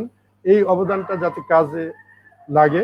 তো আপনার কথা রেশ ধরে আমি একটা কথা বলবো, যে এই যে আমাদের কি ধরনের জনসম্পদ দরকার, কি ধরনের শিক্ষা ব্যবস্থা দরকার, সেটাকে মিট আপ করার জন্য আমরা Bangladesh society for human resources management থেকে সবসময় বলে আসছি যে আমাদের একটা মানব সম্পদ মন্ত্রণালয় দরকার। যেমন পার্শ্ববর্তী ভারতে আগে শিক্ষা মন্ত্রণালয় ছিল, সেই শিক্ষা মন্ত্রণালয়টাকে কিন্তু তারা মানব সম্পদ মন্ত্রণালয় হিসেবে ট্রান্সফর্ম করেছে অনেক আগে। আপনার মালয়েশিয়ায় মানব সম্পদ মন্ত্রণালয়, শ্রীলঙ্কায় মানব সম্পদ মন্ত্রণালয়, সমস্ত জায়গায়। তার কারণ কি, তারা সামগ্রিকভাবে তাদের যে সেক্টরে, যে ইন্ডাস্ট্রির জন্য যে ধরনের জনসম্পদ তৈরি করা দরকার, তাদের শিক্ষা ব্যবস্থা এবং অন্যান্য ব্যবস্থায় তৈরি করে। তো আমার মনে হয় যে আমরা সেদিকে দৃষ্টি দিব, এবং বিশেষ করে শ্রদ্ধেয় জনাব সবুর খানের কাছে আমাদের এই বিষয়ে পরবর্তীতে প্রশ্ন অবশ্যই থাকবে। আমাদের মাঝে যুক্ত হয়েছেন, যার কথা আমি বলেছিলাম, মিস ফাহমিদা চৌধুরী। উনি আমাদের সাবেক সাধারণ সম্পাদক, Bangladesh society for human resources management, এবং বর্তমান এক্সিকিউটিভ কাউন্সিলর। উনি BIBM, Bangladesh institute of bank ম্যানেজমেন্টে ডিরেক্টর অ্যাসোসিয়েট প্রফেসর ছিলেন। বর্তমানে তাছাড়া আরো কতগুলি অনেক ব্যাংকে, অনেক ইনস্টিটিউশনে উনি অনেক দায়িত্বশীল পদে ছিলেন। বর্তমানে উনি ঢাকা ব্যাংকের এক্সিকিউটিভ ভাইস প্রেসিডেন্ট এবং ইনস্টিটিউশনের প্রিন্সিপাল হিসেবে দায়িত্বে আছেন। তো আপা, আপনার কাছে জানতে চাইবো যে আপনি তো একদিকে ইন্ডাস্ট্রির সাথে যুক্ত আছেন, আরেকদিকে একাডেমির সাথে যুক্ত আছেন, তো এখানে গ্যাপটা কোথায়? আমি যতটুকু দেখেছি যে আসলে আমাদের শুধু একাডেমিয়াকে দায়ী করলে চলবে না, আবার শুধু ইন্ডাস্ট্রিকে দায়ী করলেও চলবে না। ইন্ডাস্ট্রির যেমন স্কিল বা নলেজেবল ম্যান পাওয়ার দরকার, তার জন্য কিন্তু তারা একাডেমিয়ায় যারা স্টুডেন্ট আছে তাদেরকে সেই অপরচুনিটি দেওয়া দরকার। ইন্টার্নশিপ গেলে বা ইন্টার্ন হিসেবে অথবা ট্রেনি হিসেবে কাজের সুযোগ করে দেওয়া দরকার শিক্ষার। আবার একাডেমিয়াও তাদের সাথে কোলাবোরেশন দরকার। এখানে আমার মনে হয় অনেক গ্যাপ আমরা লক্ষ্য করেছি, আমরা বিএসএইচআরএম এটা আলোচনা করেছি। আপনি যদি কাইন্ডলি এই বিষয়ে আলোকপাত করেন যে এই গ্যাপটা আমরা কিভাবে মিনিমাইজ করতে পারি।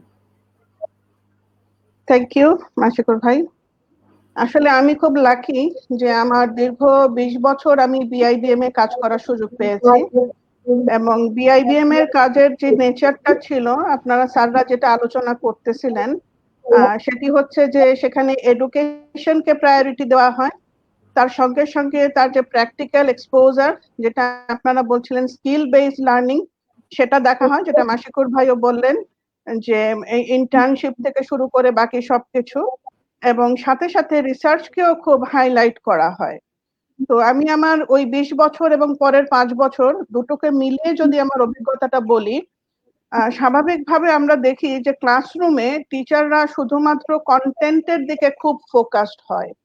দ্যাট ইজ থিওরিটা পড়ায়, লেকচারটা দিয়ে যায়, কিন্তু সেইটা অ্যাপ্লিকেবল হলো কিনা সেইটা দেখার খুব একটা প্রচেষ্টা সেখানে আমি দেখিনি। আর দ্বিতীয় যে জিনিসটা দেখি সেটি হচ্ছে যে আমরা খুব আওয়ার ফোকাসড, অর্থাৎ ক্লাস 1 ঘন্টা 2 ঘন্টা অথবা 3 ঘন্টা 3 ঘন্টাই পড়াচ্ছি, কিন্তু আসলে যে কি দিচ্ছি স্টুডেন্টদেরকে সেইটাতে খুব বেশি ফোকাসড না। আমরা ঘড়ি দেখে এন্ট্রি টাইম দেখি, ঘড়ি দেখে এক্সিট টাইমটা দেখি, কোয়ালিটি টাইমটা ওখানে দেখি না। তো একাডেমিয়ার সঙ্গে যেটা আপনি বলছিলেন যে ম্যাচিংটা যদি আমরা করতে চাই, আসলে আমাদেরকে মেইন ফোকাসটা দিতে হবে এডুকেশনে। তো এডুকেশনটাকে আমরা বলছি আসলে বর্তমান যুগে সবচেয়ে বেশি যেটা প্রয়োজন সেটি হচ্ছে প্রবলেম সলভিং কোয়ালিটি। তো আমরা আমাদের স্টুডেন্টদেরকে, যাদেরকে আমরা শেখাচ্ছি, তাদেরকে সেই ক্যাপাসিটিটা দিচ্ছি কিনা। ম্যাক্সিমাম টাইম দেখা যাচ্ছে, হুমায়ুন স্যার যেটা বলতেছিলেন যে আমরা ডিগ্রি দিয়ে দিচ্ছি, অনার্স দিচ্ছি, ডিগ্রি পাস করছে, তারা মাস্টার্স করছে, এমবিএ করে আসতেছে, কিন্তু তারা প্রবলেম সলভিং একটা ক্রিটিক্যাল কোয়েশ্চেন ভাইভাতে যদি জিজ্ঞেস করি, একটু ঘুরিয়ে যদি জিজ্ঞেস করি, সে বলতে পারে না। তার মানে হচ্ছে সে আসলে জিনিসটা ডেপথেই ঢোকে নাই। তো প্রপার এডুকেশনটাকে ওইখানে আমরা যেটা বলতে চাচ্ছি যে ট্রেডিশনাল কনসেপ্ট থেকে আমাদেরকে সরে আসতে হবে। শুধু বই, সাজেশন পড়া এবং পরীক্ষা থেকে আমাদেরকে সরে এসে আমাদেরকে ভার্চুয়াল যে একটা বিশাল নলেজের ভান্ডার আছে সেটাকে ইউজ করার ক্যাপাসিটি ডেভেলপ করতে হবে। তার সাথে সাথে আমরা যেটা বলছি যে রিয়েল লাইফ কেস, আমরা আসলে কেস স্টাডি করাই না স্টুডেন্টদেরকে। কেস গুলো যদি রিয়েল লাইফ হয়, সেটাকে যদি তাদেরকে আমরা ক্লাস ওয়ার্ক দিতে পারি, তাহলে তাদের প্রবলেম সলভিং ক্যাপাসিটিটা বাড়ে। আরেকটা জিনিস হয় কেস স্টাডিতে, সেটি হচ্ছে যে আমরা বিদেশি কেসগুলো হুবহু নিয়ে এসে আমাদের ক্লাসরুমে দিয়ে দিচ্ছি যারা দিচ্ছেন।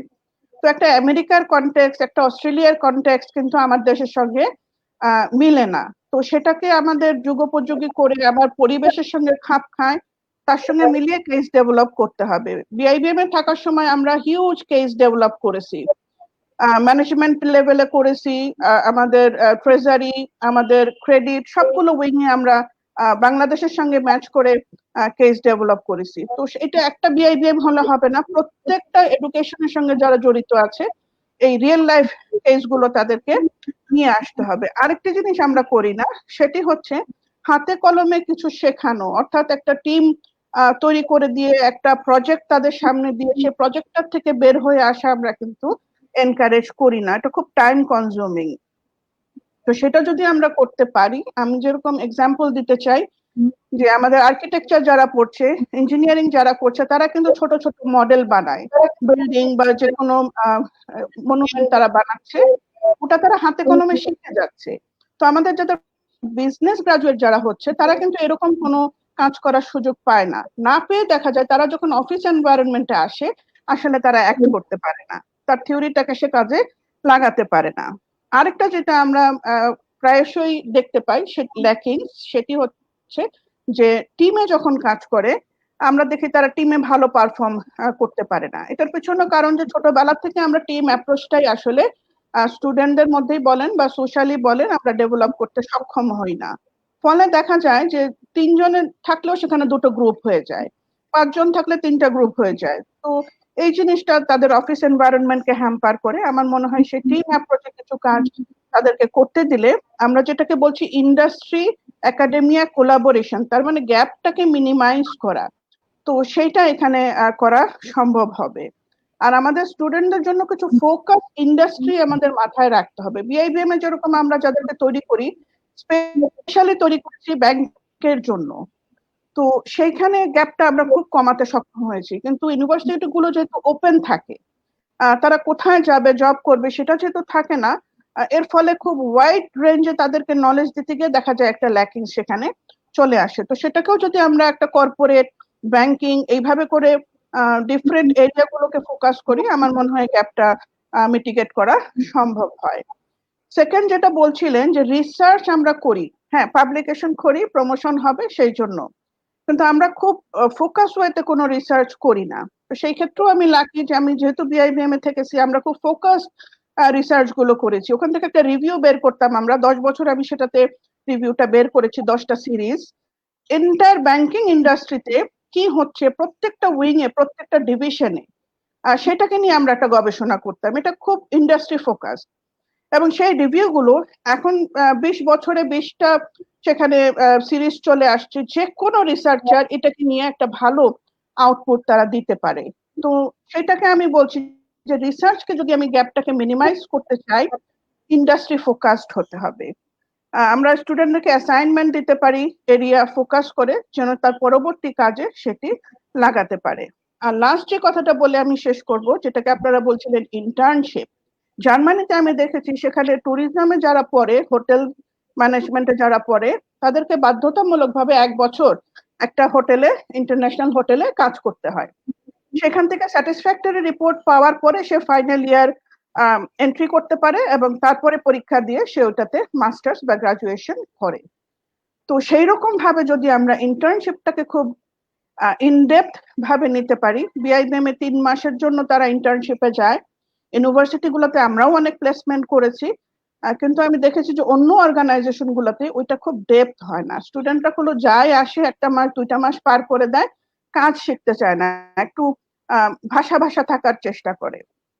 ওইখানটাতে যদি আমরা একটু বেশি স্ট্রিক্ট হই, বেশি ফোকাসড হই, তাহলে আমার মনে হয় যে রিসার্চের সঙ্গে আমার যে গ্যাপটা হচ্ছে, আমার ইন্টার্নশিপের সঙ্গে যে গ্যাপটা হচ্ছে, সেইটাকে মিনিমাইজ করা সম্ভব। আসলে সবকিছু মিলিয়ে যেটা লাগবে সেটি হচ্ছে টিচারদেরও খুব ফোকাসড হতে হবে, টিচারদের যে নলেজ গ্যাপটা আছে সেটাকেও কমাতে হবে। আর টিচার নিজে যদি গ্যাপটা না বোঝে, সে কিন্তু স্টুডেন্টের সেই গ্যাপটা কখনোই কমাতে পারবে না। তো আমার মনে হচ্ছে ইন্ডাস্ট্রি একাডেমিয়া কোলাবোরেশন বলতে আসলে আমরা বোঝাচ্ছি ইন্ডাস্ট্রির সঙ্গে খুব কাছে থেকে এডুকেশনাল ইনস্টিটিউট গুলো তার সাপ্লাইটা দেবে, অর্থাৎ গ্রাজুয়েশন বা মাস্টার্সদেরকে বের করবে, যেন তারা বের হওয়ার সাথে সাথে ইন্ডাস্ট্রিকে ফুল ফ্লেজড সাপোর্ট দিতে পারে। তো সেটার জন্য আপনারা যেটা বলছিলেন যে 4th ইন্ডাস্ট্রিয়াল রেভলিউশন আমাদেরকে 2 ধাপ সামনে নিয়ে গেছে। আমরা এখন ভার্চুয়ালি কানেক্টেড হচ্ছি, আমরা ভার্চুয়াল লাইব্রেরিতে পড়ছি, তো সেটা আমাদেরকে আরো ফ্যাসিলিটেট করছে। তো এই ভার্চুয়াল অ্যাসেটটাকে ইউজ করে আমার মনে হয় গ্যাপটাকে আমরা মিনিমাইজ করতে পারি। আশিকুর ভাই। আমার মনে হয় মাশিকুর ভাই মনে হয় সম্ভবত একটু স্ক্রিন আউট হয়ে গেছে। তো আমি আমার মনে হয় যে আমি নজরুল ভাইয়ের মাশিক ভাই কি আছেন? আচ্ছা, আমার মনে হয় আমি নজরুল ভাইয়ের একটা কথার একটু উত্তর দেই। নজরুল ভাই, প্রফেসর নজরুল সাহেব, আমার মনে হয় this is the best time. যেমন আমি গত 17-18 বছর ট্রাই করে যে কাজটা করতে পারি নাই, এটা কিন্তু এই প্যান্ডেমিক সিচুয়েশন আমি করতে পারলাম। সেটা হচ্ছে একটা ডিপার্টমেন্টে, কোনো ডিপার্টমেন্টে 70, 80 বা 100, 150 টিচার আছে। একজন টিচার জানে না আরেকজন টিচারের ক্লাস টেকনিকটা কেমন। একজন টিচার জানে না যে কে বেস্ট প্র্যাকটিসেস, কার ক্লাসটা স্টুডেন্ট ভালোভাবে অ্যাকসেপ্ট করে, হয়তো ভাষা জানে, কিন্তু এইবার কিন্তু আমরা ম্যান্ডেটরি করে দিয়েছি যে every teacher should assess everyone. এখন কি হচ্ছে, মাসের শেষে কিন্তু আমাদের প্রত্যেক টিচারকে কিন্তু এখন অনলাইনে, বিকজ এখন তো আর কেউ বলতে পারবে না আমার ক্লাস আছে বা আমি এখানে ব্যস্ত, এখন কিন্তু সে ভার্চুয়ালি এইবার আমরা ম্যান্ডেটরি করে দিয়েছি যে without display or without giving the presentation আমরা আর ফার্দার মুভ করবো না। সো কারণ পিয়ার রিভিউ দরকার, আমার মনে হয়, আমি আশা করি যে প্রফেসর হুমায়ুন কবির স্যার আমার সাথে একমত হবেন, কারণ বিকজ আমরা নিজেরাও জানি না যে কোন টিচাররা কোন প্র্যাকটিসটা আমরা নিতে পারবো। তো এটা আমরা কিন্তু ভেরি সাকসেসফুলি আমরা ইমপ্লিমেন্ট করতে পেরেছি। প্লাস আমি নজরুল ভাই আরেকটা কথা বলবো যে আমরা কিন্তু, আমি জানি না আপনার নলেজে আছে কিনা, ড্যাফোডিল ইন্টারন্যাশনাল ইউনিভার্সিটি কিন্তু অ্যাটলিস্ট 60টা সাবজেক্ট আমরা ইন্ট্রোডিউস করেছি 100% ইন্ডাস্ট্রি পিপলদের সমন্বয়। এখানে টোটাল আমি যদি বলি মাল্টিমিডিয়া ক্রিয়েটিভ আর্টস, আমাদের বর্তমান মন্ত্রী মাননীয় মোস্তফা জব্বার সাহেব, he is one of the কি, উনি কোর্সে কিন্তু উনি ডিজাইনিং উনি ছিলেন। এইভাবে আমরা রিয়েল এস্টেট ডিপার্টমেন্টে আমাদের, উনি যদিও আমাদের দুনিয়া থেকে চলে গেছেন, আমরা জানি যে রিয়াবের ফর্মার প্রেসিডেন্ট, আমরা জানি যে কি বলে যে শেলটেকের, উনি কিন্তু আলটিমেটলি তৌফিক লাই সাহেব, উনি কিন্তু নিজে পার্সোনালি আমাদের ক্লাসও নিয়েছিলেন। একইভাবে আমরা যদি বলি নিউট্রিশন এন্ড ফুড ইঞ্জিনিয়ারিং, এখানে ফুড ইঞ্জিনিয়ারিং পিপলদেরকে আমরা ইনভলভ করছি, সফটওয়্যার ইঞ্জিনিয়ারিং আমরা ইন্ডাস্ট্রি পিপলকে আমরা এখনো নিয়ে আসছি। অর্থাৎ আমি কমপ্লিটলি একমত আপনার সাথে যে ইন্ডাস্ট্রি পিপলদের সাথে যদি সম্পর্ক না করে যদি কোর্স ডিজাইন করা না হয় তাহলে কিন্তু আলটিমেটলি এটা হবে না। দ্বিতীয়, আমি হুমায়ুন কবির স্যারের একটা, আমার মনে হয় যে আপনি খুব ভালো কতগুলো পয়েন্ট বলেছেন, যে এটা আমি সবসময় যে কথাগুলো বলি, যেমন আমাদের মাননীয় শিক্ষামন্ত্রী গতকাল বলেছেন আমরা কিন্তু শিক্ষিত বেকার তৈরি করছি। ট্রু, কারণ আমরা 4 বছর একটা বিশ্ববিদ্যালয়ের ছাত্র পড়াশোনা করছে, তারে আমরা বলতে পারি না তার ক্রেডিবিলিটি কোথায়, তার ইনোভেশন কি আছে, তার কোন জায়গায় কোন সেক্টরে সে ফিট হবে। এটা আমাদের কিন্তু শিক্ষা ব্যবস্থা দৈন্যতা। আমি সরি, কাউকে ছোট করছি না আমি। তো এখানে আমি মনে হয় যে হুমায়ুন কবির স্যার এই কথাটা আমার খুব ভালো লাগছে, যে কারণ আমি একটা উদাহরণ আপনার সাথে দিই, আমি আশা করি আপনারা জানেন ইউরোপে কিন্তু অনেকগুলো দেশ আছে, স্পেশালি নরওয়ে, ফিনল্যান্ড, আপনারা জানেন যে এই দেশগুলোর কিন্তু একটা স্পেশালিটি আছে ইউনিভার্সিটিতে। একজন শিক্ষক তার ইন্ডাস্ট্রি থেকে সে টোটাল যদি গবেষণার ফান্ড না আনতে পারে তার কিন্তু বেতন সে পায় না। সোজা কথা, সে যত টাকা নিয়ে আসবে তার একটা পার্সেন্টেজ ইউনিভার্সিটি পাবে, গবেষণায় পাবে, বাদ বাকিটা সে স্যালারি হিসেবে নেবে। এবং যত নাম করা টিচার হোক না, ইট ডাজন্ট ম্যাটার, তাকে কিন্তু ইন্ডাস্ট্রি থেকে আনতেই হবে পয়সা। আর আমাদের শিক্ষকদেরকে, যেটা আমার মনে হয় ফাহমিদা চৌধুরী বললেন, যে আমরা টাইমটাকে গুরুত্ব দিই, কত ঘন্টা আমি ক্লাস নিচ্ছি, কিভাবে যাচ্ছি, ওনারা কিন্তু টাইমকে কখনো কাউন্ট করেন। আমার মনে হয় আমাদের শিক্ষকদের এই অবস্থা থেকে বেরোয় আসতে হবে, যে time is the does not matter. আমার মনে হয় এখন সময় আসছে যে ছাত্রদেরকে 24 আওয়ার্স মেন্টালিটি থেকে থাকতে হবে। ইট ডাজ নট ম্যাটার, কোনোদিন হয়তো আমার 1 ঘন্টাও সময় যাবে না, কোনো সময় হয়তো আমার 12 ঘন্টা 14 ঘন্টা সময় যেতে পারে। তা আমার মনে হয় হুমায়ুন কবির স্যারের এই কথাটা আমার খুবই ভালো লাগছে, যে বিশ্ববিদ্যালয়গুলো হওয়া উচিত কিন্তু ছাত্রদেরকে, আমি মনে করি এত শিক্ষক, এটা আপনিও কিন্তু প্রাউড ফিল করা উচিত যে আপনার কতজন ছাত্র ইনোভেটিভ, কতজন ছাত্র ভিতরে মার্কেটিং নলেজ আছে, কতজন ছাত্র রিয়েলি মার্কেটিং ইম্প্যাক্ট তৈরি করছে। আপনি কিন্তু বলতে পারেন ফাহমিদা চৌধুরীকে ফোন করেন, ফাহমিদা চৌধুরী, আমার কিন্তু 2টা ছেলে আছে বাংলাদেশ, আপনার ব্যাংকে কিন্তু সে টোটাল ব্যাংকিং সিস্টেমকে চেঞ্জ করে দেওয়ার মতো ক্যাপাবিলিটি, আমার 2টা ছাত্র আপনাকে পাঠাচ্ছি, আপনি তাকে দেখেন, বা তার প্রেজেন্টেশন, তার ভিডিওটা আপনাকে পাঠাই, বা এই তার গুগল সাইটটা পাঠাচ্ছি, অথবা তার ভিডিও রিজিউমেটা আপনাকে পাঠিয়ে দিচ্ছি, অথবা এই তার লিঙ্ক, আপনি ভার্চুয়ালি বসে তার ইন্টারভিউ নেন। সময় আসছে এখন, কিন্তু ইট ইজ নট নেসেসারি যে ফাহমিদা চৌধুরীর কাছে ফিজিক্যালি গিয়ে বসে থাকতে হবে। তা আমার মনে হয় যে আমার এই কথাগুলো মনে হয় যে আপনাদেরও কিন্তু ডেফিনেটলি আপনাদের ইন্টেনশন পজিটিভ, আপনাদের অনেক সময় অনেক এক্সপিরিয়েন্স হয়েছে। আরেকটা কথা দেখেন, আমি যদি বলি যে আমাদের কিন্তু এই প্যান্ডামিক সিচুয়েশন আমাদের কিন্তু শিখিয়ে গেল যে we develop lot of tools. এখন কিন্তু আপনার কাউকে আসতে হবে না, কারণ আমি এখন দেখেন এখানেই কিন্তু স্ক্রিন শেয়ার করে আমি আপনাকে দেখাইতে পারবো আমি কি কাজ করি, কিভাবে আমি অফিস রান করছি, আমার সব কিন্তু কর্ম আমি যদি হয়ে থাকি, আমি এভরিথিং কিন্তু I can show it, I can demonstrate in through the system. So তার মানে কি হচ্ছে, ভবিষ্যতে কিন্তু আমাদের ফিজিক্যালি মিটিং করা দরকার নাই, ফিজিক্যাল ইন্টারভিউ নেওয়ার দরকার নাই। আপনি কিন্তু ইন্টারভিউর ভিতরেও কিন্তু এখন আমরা একটা ব্যাংক রিসেন্টলি আমাদের একটা স্কিল টেস্ট দেখার পরে ওনারা কিন্তু আগ্রহ প্রকাশ করেছে যে আমরা আমাদের রিক্রুটমেন্টটা এই মডেলে করতে চাই, এবং আমরা বলছি আমরা ফ্রি সার্ভিস দিব, উই ডোন্ট মাইন্ড। কারণ এখন কিন্তু তার মানে কি, আপনি অনলাইনে তাকে একদম রিয়েল টাইম আপনি কোশ্চেন দিতে পারবেন, তার টাইপিং টেস্ট করতে পারবেন, তার প্রেজেন্টেশন স্কিল টেস্ট করতে পারবেন, তার বডি ল্যাঙ্গুয়েজ আপনি টেস্ট, একমাত্র শুধু তার বডির ঘ্রাণ হয়তো আপনি নিতে পারবেন না, সরি জাস্ট আমি কথাটা বললাম, যে এছাড়া কিন্তু আর সবকিছুই করা সম্ভব এখন। তো সো তার মানে কি হচ্ছে, তার মানে টেকনোলজি কিন্তু আমাদেরকে অনেক কিছুই কিন্তু এখন আমাদেরকে লেসন দিচ্ছে। প্লাস আমি আরেকটা কথা বলবো আপনাদের 2জন শিক্ষকদের, মানে যেহেতু আরো 2-1জন দেখছেন, যে আমরা কিন্তু রিসেন্টলি, এবং এটাও কিন্তু আমরা প্রায় 4 বছর আগে চেষ্টা করে আমরা ব্যর্থ হয়েছি, মেন্টরিং মনিটরিং সিস্টেম, আমরা নতুন একটা সিস্টেম ইন্ট্রোডিউস করেছি, 3 বছর আগে আমরা ট্রাই করেছি, পারি নাই। টিচারদের বক্তব্য, স্যার আমরা সময় পাই না, টিচাররা আবার ছাত্রদেরকে আমরা কিভাবে কাউন্সিলিং করি। আমাদের কিন্তু একটা ম্যান্ডেটরি সিস্টেম আছে, প্রত্যেকটা টিচার প্রত্যেকটা স্টুডেন্টকে কাউন্সিলিং করতে হবে, তাকে ফলো আপ করতে হবে, তার বাবা মার সাথে কথা বলতে হবে, এবং সেটা সিস্টেমে রাখতে হবে। কিন্তু এটা কখনোই হয়নি। কিন্তু এইবার কিন্তু আমরা এটা ম্যান্ডেটরি করতে পেরেছি। এখন শিক্ষকরা বলে আমরা রিয়েলি ভুল করেছি, আগে কেন আমরা ব্যবহার করলাম না। তার কারণ হচ্ছে আমাদেরই একটা ছাত্র কিন্তু আমরা লক্ষ্য করলাম যে সিম্পল একটা মোবাইল ফোনের কারণে ছেলে এবং মা দুইজন আত্মহত্যা করে। কেন? তার মানে তাকে প্রপার কাউন্সিলিং করা হয়নি। অথচ আমাদের কিন্তু ফুল টাইম সাইকিয়াট্রিস্ট আছে, ফুল টাইম আমাদের টিচার আছে। এখন আমরা মনিটরিং সিস্টেমের মাধ্যমে আমরা কিন্তু ট্র্যাক করতে পারি। এবং আমি দেখছি, আমরা লক্ষ্য করে দেখলাম যে এই ছাত্রটা কিন্তু আলটিমেটলি 2টা সেমিস্টার যাবতই সে আলটিমেটলি ক্লাস করে নাই, কারণ আমরা সিস্টেমের মাধ্যমে তাকে ট্র্যাক করতে পেরেছি। কিন্তু পত্রিকা কিন্তু লিখে দিছে যে অনলাইন ক্লাসের জন্য বাবা মার সাথে বনিবনা না হওয়ার কারণ হচ্ছে 2 সেমিস্টার ইউনিভার্সিটি নাই। বাট এই যে আমরা ট্র্যাক করতে পারলাম, এবং ওই দিন থেকে কিন্তু আমরা আমাদের টিচারদেরকে যখন রিকোয়েস্ট করলাম যে আপনারা মনিটরিং সিস্টেমটা আপনারা ব্যবহার করেন, এতে করে কি হচ্ছে, কোন গার্ডিয়ানের সাথে কথা বলছে, কখন কথা বলছে, ছাত্রের ডেভেলপমেন্ট কি, ছাত্রকে কিভাবে উনি স্টেজটা তার একের পর এক স্টেজটা, এবং ওনারাও কিন্তু এনজয় করছে। এখন টিচাররাও কিন্তু বলছে স্যার আগে আমরা ভুল করে ফেলেছি। তো এই যে বারবারই বলছি যে টেকনোলজিতে অনেক অনেক ডেভেলপমেন্ট কিন্তু আমরা হচ্ছে। এই জন্য আমার মনে হয় যে দিস ইজ দ্য টাইম, এবং যেটা ফাহমিদা চৌধুরী আমার এই কথাটাও খুব পার্সোনালি আমি আপনার এই কথাটাও খুব পছন্দ করলাম, এবং যে আমাদের কিন্তু প্রবলেম সলভিং কিন্তু আমাদের শিক্ষকরাও কিন্তু ছাত্রদেরকে দিচ্ছে না। ছাত্রদের ভিতরে একটা ধারণা হচ্ছে বাবা আমি জিপিএ 5 পাই বা একটা ভালো রেজাল্ট করি, বা আমি আউট অফ 4 পাই, তারপর আমি দেখবো কি হয়। না, এটাও কিন্তু রং ধারণা। আমি একটা উদাহরণ এখানে দিচ্ছি, যেহেতু মাসিক ভাই এখনো এসে পৌঁছাচ্ছেন না। তো আমার মনে হয় যে আমরা বিএম এর কথা তো আমরা সবাই জানি, তাই না স্যার? বাংলাদেশ মিলিটারি একাডেমিতে 2 বছরের ট্রেনিং দিয়ে কি প্রোডাক্ট বের করে আনা হচ্ছে আপনারা দেখেন। যে তাদের ট্রেনিং গুলো কি চায়, তাদের ট্রেনিং গুলো problem solving, challenging, obstacle, IQ, lot of তাদের tolerance, ethics, morality, approach, family values. আপনারা অনেক কিছু জানেন যে একটা বিএমএ থাকা অবস্থায় একটা ছেলে বিয়ে করতে পারবে না। তার বাবা মার সাথে সম্পর্ক যদি খারাপ হয়, বাবা মা যদি কমপ্লেন করে, তাহলে তার কিন্তু ইনস্ট্যান্টলি চাকরি চলে যাবে।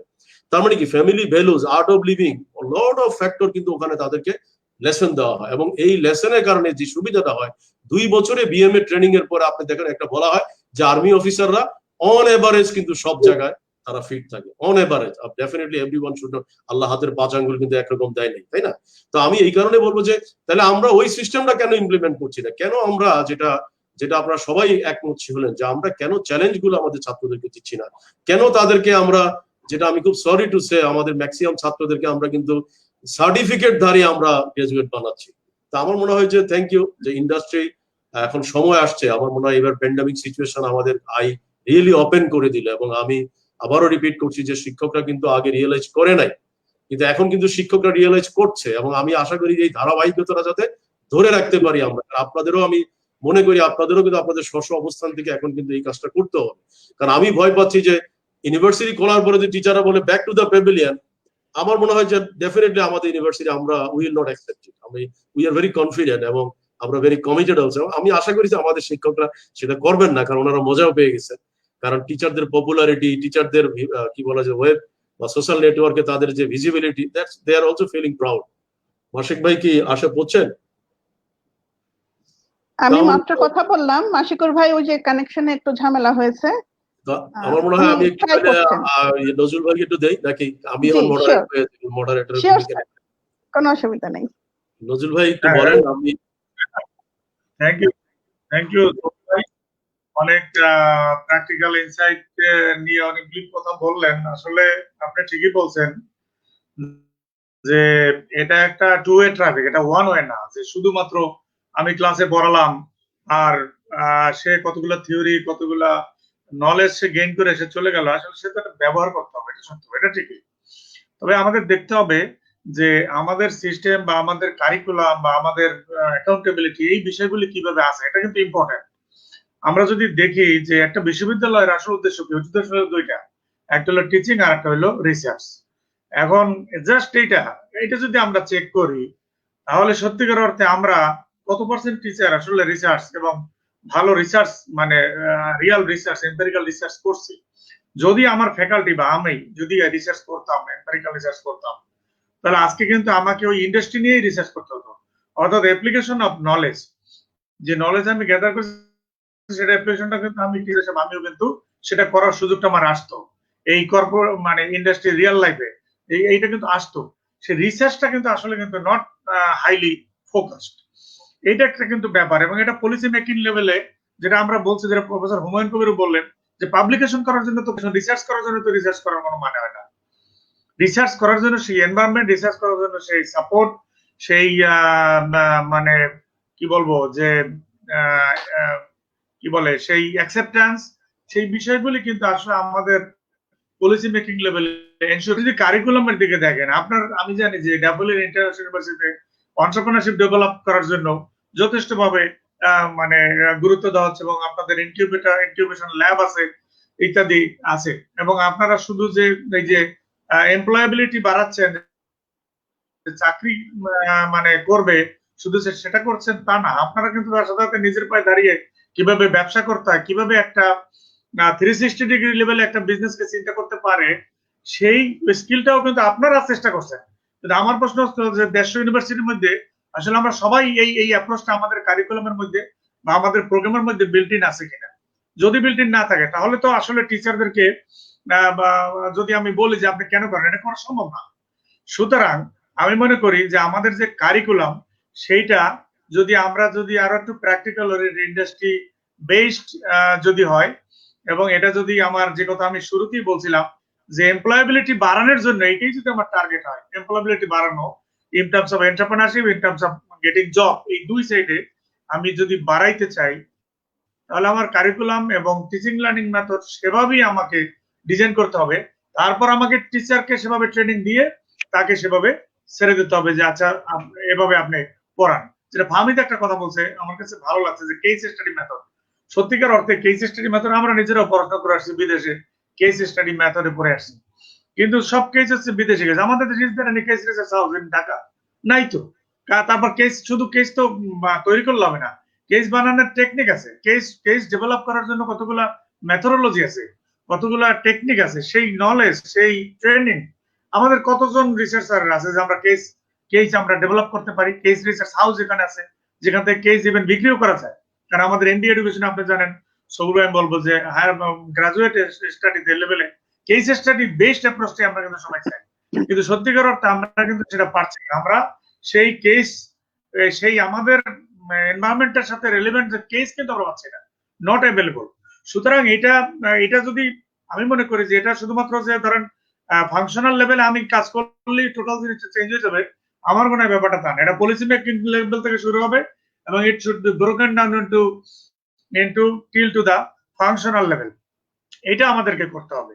কারণ হয়তো বিক্ষিপ্তভাবে আমরা দুই একজন করতেছি, দুই একজন রিসার্চ করছি, বা আমরা বিক্ষিপ্তভাবে দুই একজন প্র্যাকটিক্যাল কেস স্টাডি করছি, অথবা ছাত্রদেরকে চেষ্টা করছি তার এমপ্লয়াবিলিটি বাড়ানোর জন্য কিভাবে কর্পোরেটের সাথে অ্যাটাচ করে তার ইন্টার্নশিপ বা তাকে প্র্যাকটিক্যাল নলেজ কিভাবে দেওয়া যায়, কিন্তু টোটাল সিস্টেমটা কিন্তু তা করছে না। তাহলে how to engage this system with this purpose, that's the issue. আমার মনে হয় এটাই আমি বলতে চাচ্ছিলাম, এবং সবুজ ভাই নিশ্চয়ই আপনি আরো ভালো বলতে পারবেন কারণ আপনি দুইটার সাথে এট এ টাইম জড়িত আছেন। না থ্যাংক ইউ নজরুল ভাই। আমার মনে হয় যে হুমায়ুন কবির স্যার আপনি একটু আপনার ইনপুট দিতে পারেন, তবে আমি একটু নজরুল ভাইয়ের সাথে একটু অ্যাড করি যে দিস ইজ ট্রু যে entrepreneurship department if I am not wrong বাংলাদেশে আর কেউ করে নাই এখনো। এবং আমি যখন ঢাকা চেম্বারের সভাপতি দায়িত্ব পালন করি 2012 সালে, 2013 সালে একটা ইনিশিয়েট করলাম যে আমরা 2000 নিউ এন্টারপ্রেনার ক্রিয়েট করব, তখন কিন্তু আমরা রিয়েলাইজ করলাম যে there is a lot of gap, এবং তখন কিন্তু অনেকেই বললো যে এন্টারপ্রেনারশিপ একটা ডিপার্টমেন্ট এই দেশে হওয়া উচিত। তো আই এম লাকি যে আমি ওই সময় থেকে আজাদ চৌধুরী স্যারকে পেয়েছিলাম, যে ওনাকে আমি কনভিন্স করতে পেরেছিলাম, কারণ ডেফিনেটলি আপনি জানেন যে বাংলাদেশে এন্টারপ্রেনারশিপে কোনো শিক্ষক নাই। তো লাকিলি আমরা তখন ঢাকা বিশ্ববিদ্যালয়ের former pro vice chancellor Shahidul Alam বা শহীদুল ইসলাম স্যার, ওনাকে পেয়েছিলাম, উনি পিএইচডি করেছিল এন্টারপ্রেনারশিপ। এনিওয়ে তো এনিওয়ে আমার আমার যেটা মনে হয় যে দিস ইজ ট্রু যে আমরা কতগুলো সাহস করেছি যে এন্টারপ্রেনারশিপ সাবজেক্ট, এবং আমার মনে হয় যে মানে আপনাদেরকেও বলবো যে আপনারাও কিন্তু স্ব ক্ষেত্রে প্রত্যেকেই কিন্তু আপনার এক একটা মডেল, আপনারাও কিন্তু স্টুডেন্টদের কাছে আপনারা কিন্তু আইকন। সো আপনারাও কিন্তু একটু ডিফারেন্ট হইতে আপনারা আমার মনে এখন যদি একটু চেষ্টা করেন যে না আমরা একটা কেস স্টাডি করেন না, আপনার আজকে থেকেই আপনি শুরু করেন না কেস স্টাডি, যে আমার ব্যাচের এই ছাত্রগুলোকে আমি প্রপার ট্র্যাক করে প্রপার নোট করে আমি ইন্ডাস্ট্রিতে প্রত্যেকটার চাকরি হবে, ইন্ডাস্ট্রি তাকে খুঁজে নিবে, তাই না? ইন্ডাস্ট্রি তাকে খুঁজে নিবে, অথবা আপনি খুঁজে বের করবেন 40 জন ছাত্রের ভিতরে বা 30 জন ছাত্রের ভিতরে কার এন্টারপ্রেনার মাইন্ডসেট আছে।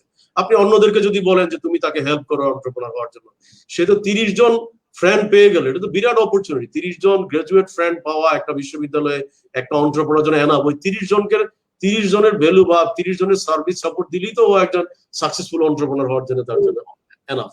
এনিওয়ে, আমার মনে হয় হুমায়ুন স্যার একটু কাইন্ডলি আপনি যদি একটু শেয়ার করেন। Thank you. আপনি অনেক সুন্দরভাবে সামারাইজ করছেন আমাদের নজরুল ভাইয়ের কথাগুলো। তো আমি আবার একটু কারণগুলোর দিকেই যাব।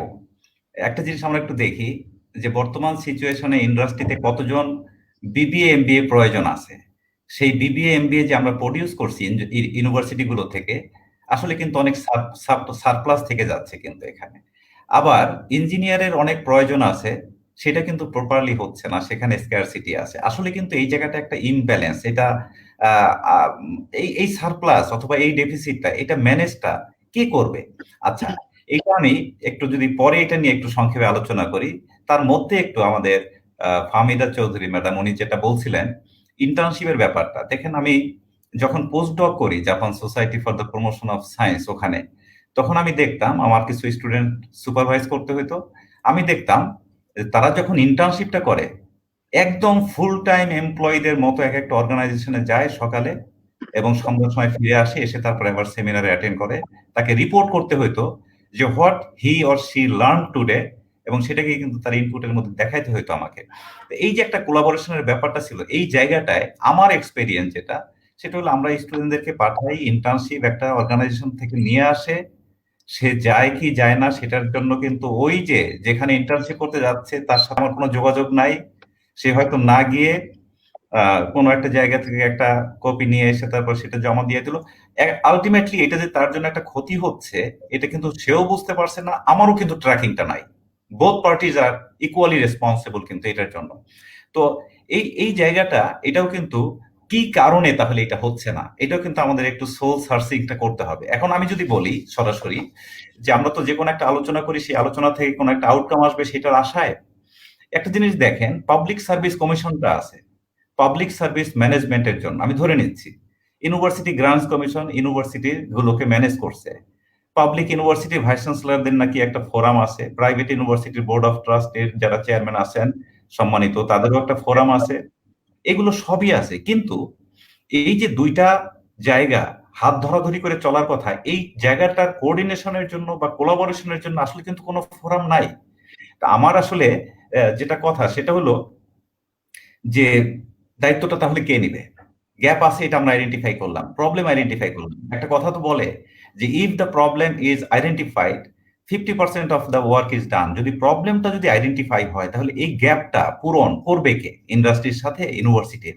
এই গ্যাপটা পূরণ করার জন্য কাউকে না কাউকে তো উদ্যোগ নিতে হবে। আমরা খুব আজকে আলোচনার মধ্যে আমাদের সম্মানিত ডক্টর সবুর খান উনি উপস্থিত আছেন। আমরা মনে হয় অ্যাটলিস্ট ওনাকে আমরা রিকোয়েস্ট করতে পারি যে এরকম কোনো উদ্যোগ নেওয়া সম্ভব কিনা, যেহেতু বাংলাদেশের অধিকাংশ প্রাইভেট ইউনিভার্সিটির যারা বোর্ড অফ ট্রাস্টিতে আছে তাদের কিন্তু ব্যবসাও আছে, তাদের কিন্তু ইন্ডাস্ট্রিও আছে। যেহেতু তারা ইন্ডাস্ট্রিতে কি প্রয়োজন সেটাও জানে, ইউনিভার্সিটিতে কি প্র্যাকটিস হচ্ছে আমার মনে হয় সেটার ব্যাপারেও তারা কিছুটা অথবা অধিকাংশ ক্ষেত্রেই তারা অবহিত।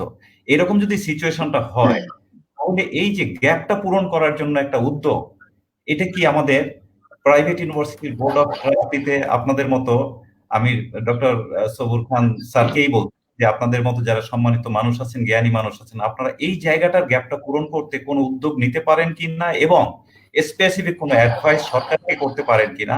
কারণ এটা যে ফোর্থ ইন্ডাস্ট্রিয়াল রেভলিউশনটা হচ্ছে এখন, এখানে যদি এরকম একটা জায়গায় আমরা ঠিক মতো উদ্যোগ না নিতে পারি তাহলে আমাদের এডুকেশন সিস্টেমটা কিন্তু ওই যে বেঞ্জামিন ব্লুমস ট্যাক্সোনমি যেটা আছে সেখানে কিন্তু 1954 সনে উনি বলছেন যে শিক্ষার সাথে যদি ক্রিয়েটিভিটির সম্পর্ক সৃষ্টি না হয় তাহলে সেই শিক্ষা ব্যবস্থা ফেল করবেই।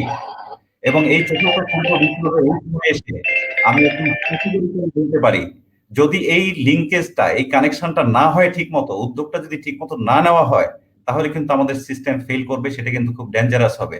আমি অনুরোধ করব আজকের আলোচনা থেকে যদি আমরা একটা রিকোয়েস্ট রাখতে পারি আমাদের একটা উদ্যোগ নিতে, আমার মনে হয় that will be beneficial for. আমি থ্যাংক ইউ হুমায়ুন স্যার। আমার মনে হয় আপনি বলার আগেই কিন্তু আমি লিখে ফেলছিলাম, দেখলাম আপনি ওই লাইনই আগাচ্ছেন। আমার কাছে মনে হয় this is the right time two just form A one industry academy alliances. Association বা মানে সোসাইটি এগুলো হইলে আবার কিন্তু গ্রুপিং যেটা হয় যে অনেক প্রবলেম দাঁড়িয়ে যায়। আমার মনে হয় এই টাইপের একটা অ্যালায়েন্স আমরা করতে পারি। মানে ভেরি গুড ইনিশিয়েটিভ এটা আমার মনে হয় যে আপনি বা আমাদের আমার মনে হয় চৌধুরী আপনারা এবং আমাদের মাসুদ ভাই ওনারাও যদি সবাই মিলে আমরা মনে ইন্ডাস্ট্রি একাডেমি একটা অ্যালায়েন্স যদি আমরা এটা করা যায় তাহলে সুবিধা হবে যে ওই অ্যালায়েন্সটা থেকে আমার মনে হয় এই ইনিশিয়েটিভ নেওয়া যেতে পারে। ইটস এ রাইট টাইম এবং এটা আমরা মনে হয় এখনই ফর্ম করা সম্ভব। এটা আমার মনে হয় যে ইটস ভেরি গুড ইনিশিয়েটিভ। এটা আমি পার্সোনালি বলবো যে ইউ আর রাইট, কারণ যেহেতু আমি প্রাইভেট ইউনিভার্সিটি অ্যাসোসিয়েশনে আমিও একজন ডাইরেক্টর, কিন্তু আমরা জানি যে আলটিমেটলি ইজ ভেরি টাফ। আমরা ওখানে নিজেরাও ডিসিশন দেই অনেক কিছু, বাট এত বেশি এজেন্ডা থাকে যে আমরা মানে মূল জায়গায় কিন্তু আমরা আলটিমেটলি কখনোই করতে পারি না। কারণ আমি ব্যক্তিগতভাবে বলবো যে বরঞ্চ আমি মনে করি যে ঢাকা চেম্বার বা যখন আমি হয়তো বাংলাদেশ কম্পিউটার সমিতির প্রেসিডেন্ট ছিলাম ওইসব জায়গায় কাজ করে কিন্তু অনেক মজা পেয়েছি, কারণ অ্যাজ এ প্রেসিডেন্ট হিসাবে আমরা যতগুলো ইনিশিয়েটিভ নিয়েছি সবগুলো কিন্তু ইমপ্লিমেন্ট করতে পেরেছিলাম। তো এনিওয়ে আমার মনে হয় যে ভেরি গুড আইডিয়া এটা আপনার, এটাকে আমি জানি না আমরা মনে হয় অ্যাকসেপ্ট করতে পারি এবং আমিও চিন্তা করব। আরেকটা ইস্যু আমি একটু আপনাদেরকে অ্যাড করতে চাই আলোচনার জন্য, সেটি হচ্ছে যে আমরা সবাই এমবিএ বিবিএ বা অনার্স মাস্টার্স প্রোভাইড করার জন্য কাজ করছি প্রাইভেট ইউনিভার্সিটি গুলো, কিন্তু আমরা টেকনিক্যাল যে স্কিল মানে টেকনিক্যাল এডুকেশন যেটাকে বলা হচ্ছে সেই দিকে আমরা কোনো কাজ সেরকম ভাবে কিন্তু দেখতে পাচ্ছি না। আমাদের মন্ত্রী মহোদয় যেটা বলেছেন যে আমরা অনেক এডুকেটেড পিপল বের করেছি, তাদের চাকরি নাই, কিন্তু টেকনিক্যাল যে জবগুলো সেখানে কিন্তু মার্কেটে হিউজ ডিমান্ড আছে, শুধু দেশে নয় দেশের বাইরেও টেকনিক্যাল স্কিলড এমপ্লয়ি তারা চাচ্ছে, খুব কম দামে আমাদের আনস্কিলড এমপ্লয়ীদেরকে নিয়ে যাচ্ছে। ওই জায়গাটাতে আমরা আসলে এই ইন্ডাস্ট্রি একাডেমিয়াটাকে ম্যাচ করতে পারি কিনা, কোনো ইনিশিয়েটিভ নেওয়া যায় কিনা। আমার কাছে মনে হয় ইন্ডাস্ট্রি একাডেমি একটা যদি আমরা একেবারে বলা যায় যে বিভিন্ন বিশ্ববিদ্যালয়গুলো কন্ট্রিবিউট করলো এবং আমার মনে ইন্ডাস্ট্রি কন্ট্রিবিউট করলো, এটা হয়তো একটা ফরম্যাট কিভাবে দাঁড় করানো যায় এটা নিয়ে চিন্তা করা যেতে পারে। এবং আপনার সাথে আমি সম্পূর্ণ একমত, কারণ এই কথাগুলো আমি রিপিটেডলি বলে যাচ্ছি যে আমাদের ছাত্রছাত্রী 4 বছরে যেটা আমি বললাম এটা আমাদের বড় ব্যর্থতা শিক্ষা ব্যবস্থা। কারণ একটা ম্যাচিউর ছেলে যখন এইচএসসি পাস করে সে বিশ্ববিদ্যালয়ে আসে, সে বিশ্ববিদ্যালয়ে এসে কিন্তু একেবারে টোটাল ম্যাচিউর পয়েন্টে আসে, কারণ কলেজ পর্যন্ত কিন্তু গার্ডিয়ান তাকে ফলো আপ করে। স্কুলে তো মারাত্মক ফলো আপ করে, স্কুলে তো মা তার মনে হয় পারলে তার কাপড় ধরে রাখে, তাই না? কিন্তু কলেজ যাওয়ার পরে কিন্তু বাপ্পা একটু তাকে ছেড়ে দেয়। কিন্তু ইউনিভার্সিটিতে আসার পরে, কারণ আমরা সবাই এখানে ইউনিভার্সিটিতে পড়েছি, তাই না? আমরা কিন্তু সবাই জানি যে ইউনিভার্সিটি আসার পরে আমার বাবা কখনো ইউনিভার্সিটি যায়ও না, ইউনিভার্সিটি চেহারাও দেখেন, তাই না? কিন্তু কলেজে আসার পরে কিন্তু উনি কয়েকবার আসছে, প্রিন্সিপালের সাথে দেখা করছে, খবর টবর। আর স্কুলে থাকার সময় তো পারলে উনি তাকিয়ে থাকতো যে আমি ক্লাসরুমে ঢুকলাম কিনা। তো এই কারণে বলেছি কেন সেটার জন্য টিচারদের সঙ্গে ঝগড়া করে প্যারেন্টসরা। হ্যাঁ না, এই কারণেই বলছি যে আমার মনে হয় যে আমাদের এডুকেশন সিস্টেমের ভিতরে আমরা কিন্তু এই ট্রান্সফরমেশনটা নিয়ে আসতে হবে, অ্যাসেসমেন্ট, একটা ইভালুয়েশন এবং ছাত্রছাত্রীদেরকে চ্যালেঞ্জ গুলো দেওয়া। এই যে আমরা বললাম যে ছাত্র কেন টেবিলে লিখবে, আপনি দেখেন এখনো ছাত্রছাত্রী নকল করে, কেন নকল করবে? এই যুগে নকল করার তো আমি একটু আগেও বলেছি, আমি তো মনে করি এই যুগে ছাত্রছাত্রীকে শিক্ষকরা বলবো তুমি বই খুলে লিখো, তুমি বই খুলে লিখো, ওপেন বুক সিস্টেম তুমি দেখো, দেখা দেখি লিখতে পারো কিনা। আমি কারণ এমন সব কোশ্চেন করা হবে যে সে বই খুলেও সে কোনো তাল পাবে না, কারণ বিকজ তার মাথা তার ব্রেনটাকে বের করে। এখন স্টুডেন্ট যদি জানে যে আমার গত বছর এই কোশ্চেন করা হলো, এটাতে এই কোশ্চেন করে, যেমন বিসিএস এ দেখেন, আমি বিসিএস কে ছোট করে দেখছি না, আমার কি হচ্ছে বিসিএস আমি সারাক্ষণ পড়ে আমি বিসিএস ওভারকাম করলাম। তো আলটিমেটলি তো আমার তো এটা হওয়া উচিত না, আমার তো বিসিএস এর পরীক্ষাগুলো হওয়া উচিত, কিন্তু আলটিমেটলি তুমি ফিল্ড লেভেলে গিয়ে কি ধরনের কন্ট্রিবিউশন করতে পারবা, তোমার রিয়েল লাইফ সম্পর্কে তুমি এক্সপেরিয়েন্স দাও, তাহলে কি হবে ক্রিয়েটিভ মাইন্ডেড ছেলেবেলেগুলো কিন্তু মানে আলটিমেটলি বা ইনোভেটিভ মাইন্ডেড ছেলেবেলেগুলোকে যাবে। আমি হয়তো আবার বিসিএস এর কেউ হয়তো আমাকে আবার ভুল বুঝবেন না, আমি তাদের পক্ষ নিয়েই বলছি যে তাদেরকেও তো দোষ তো এটা বিসিএস সিস্টেমে, কারণ তাদেরকে বলা হয় তোমরা পড়াশোনা করো, মুখস্থ করো, 10 বছরের কোশ্চেন দেখো, বই পড়ো, বিসিএস এর গাইড পড়ো, তুমি পরীক্ষা উত্তীর্ণ হয়ে যাবে। কিন্তু এটা কি ঠিক? আমি যে কথাটা বিএম এর উদাহরণটা দিলাম, যে তাদেরকে যদি বলা হইতো যে না, you have to prove it that you have the ability to serve to the country. তো এই জন্যই আমরা বলবো যে আমার মনে হয় ইটস এ গুড আইডিয়া যে আমরা এখন সময় আসছে যে আমাদের মাইন্ডসেটটা পরিবর্তন করার জন্য, কারণ কোভিড না আসলে তো আমরা অনেক কিছুই বুঝতে পারতাম না, তাই না? জি, থ্যাংক ইউ। আমার মনে হয় ফাহমিদা চৌধুরী আপনি বলেন, কারণ যেহেতু মোর্শেদ ভাই মনে হয় এখন পর্যন্ত মনে ওয়েব লেন্থ খুঁজে পাচ্ছেন না উনি। মাসিকুর ভাইয়ের সঙ্গে আমার দুবার কথা হলো, উনি আসলে ওই নেটওয়ার্ক প্রবলেমে পড়েছেন, কানেক্ট হতে পারছেন না। তো আমার মনে হয় স্যার আমরা খুব লাইভলি একটা আলোচনা করলাম। আসলে আমাদের মেইন উদ্যোগটাই ছিল যে গ্যাপটা কমিয়ে আনা, এবং গ্যাপটা কমিয়ে আনার জন্য আমরা প্রথম যেটা করতে চেয়েছি সেটি হচ্ছে নিড আইডেন্টিফিকেশন। এবং আমি জানি যে আপনারা যারা সিনিয়ররা আছেন, নজরুল স্যার আছেন, হুমায়ুন স্যার আছেন, সবুর খান স্যার আছেন, আপনারা খুব ভালোভাবে জানেন যে ইন্ডাস্ট্রি রিকোয়ারমেন্টটা কি এবং কিভাবে আমাদের স্টুডেন্টদেরকে তৈরি করতে হবে। আমরা তাকিয়ে রইলাম সেই জয়েন্ট কোলাবোরেশনের দিকে, যেটার হিন্টস দিলেন আপনারা। আশা করছি আমরা সবাই মিলে যদি তৈরি থাকি, আমরা সবাই মিলে যদি চেষ্টা করি আমাদের যে সোশ্যাল কমিটমেন্ট সোসাইটির প্রতি, সেইখানে আমরা কিছু কন্ট্রিবিউশন রাখতে পারবো। এবং অবশ্যই গ্যাপটা মিনিমাইজ হলে আমাদের দেশের জন্যই কল্যাণকর হবে। চারিদিকে যে চাকরি সবাই হারানোর ভয় পাচ্ছে, আমার মনে হয় চাকরির আসলে বাংলাদেশে কোনো অভাব নাই। প্রয়োজন শুধু সঠিক স্কিলটা তাদেরকে দেওয়া, এবং সেটা দেওয়ার জন্য ইউনিভার্সিটি গুলো আমার মনে হয় যে সবচাইতে ফ্রন্ট লাইন যোদ্ধা হিসাবে আছে। আপনারা যদি স্যার ঠিক মতন দাঁড়ান, হাতিয়ার হাতে নেন, যোদ্ধা হিসেবে সবাইকে সাথে পান, আমরা আমাদের দেশের ক্রাইসিস বলেন বা প্যান্ডেমিক সিচুয়েশনের ক্রাইসিস বলেন, সবটাই ওভারকাম করতে পারবো। তো আমি আপনাদেরকে ধন্যবাদ জানাচ্ছি। মাশিকুর ভাই যেহেতু নাই, আমি ওনার সেকেন্ড ইন কমান্ড হিসেবে লাইভটা আজকে এখানে শেষ করতে যাচ্ছি। আপনাদেরকে এখানে আসার জন্য অনেক অনেক ধন্যবাদ। স্যারদের সঙ্গে আমার পার্সোনালি কাজ করার সুযোগ হয়েছে, এবং অবশ্যই ভবিষ্যতে যখন আমরা সামনে এগিয়ে যাব একসাথে কাজ করব, সেই প্রত্যাশা রেখে আমাদের যারা দর্শক আছেন এখনো এবং ছিলেন শুরু থেকে, সবাইকে ধন্যবাদ জানাচ্ছি। অনেকে কমেন্ট দিয়েছেন, আমরা সবার কন্ট্রিবিউশন চাচ্ছি, সবার সাজেশন চাচ্ছি। বিএসএইচআরএম শুধুমাত্র এইচআর সোসাইটির জন্য কাজ করবে না, বাংলাদেশে অ্যাজ এ হোল প্রত্যেকটি সমস্যার দিকে তার সজাগ দৃষ্টি আছে, এবং এইভাবেই তারা একসাথে কাজ করে যাওয়ার জন্য অগ্রগামী হবে। ধন্যবাদ স্যার। আসসালামু আলাইকুম। ওকে, ওয়ালাইকুম সালাম, সবাইকে ধন্যবাদ, দেখা হবে। জি স্যার। জি, সবাইকে আসসালামু আলাইকুম। ধন্যবাদ। আসসালামু আলাইকুম।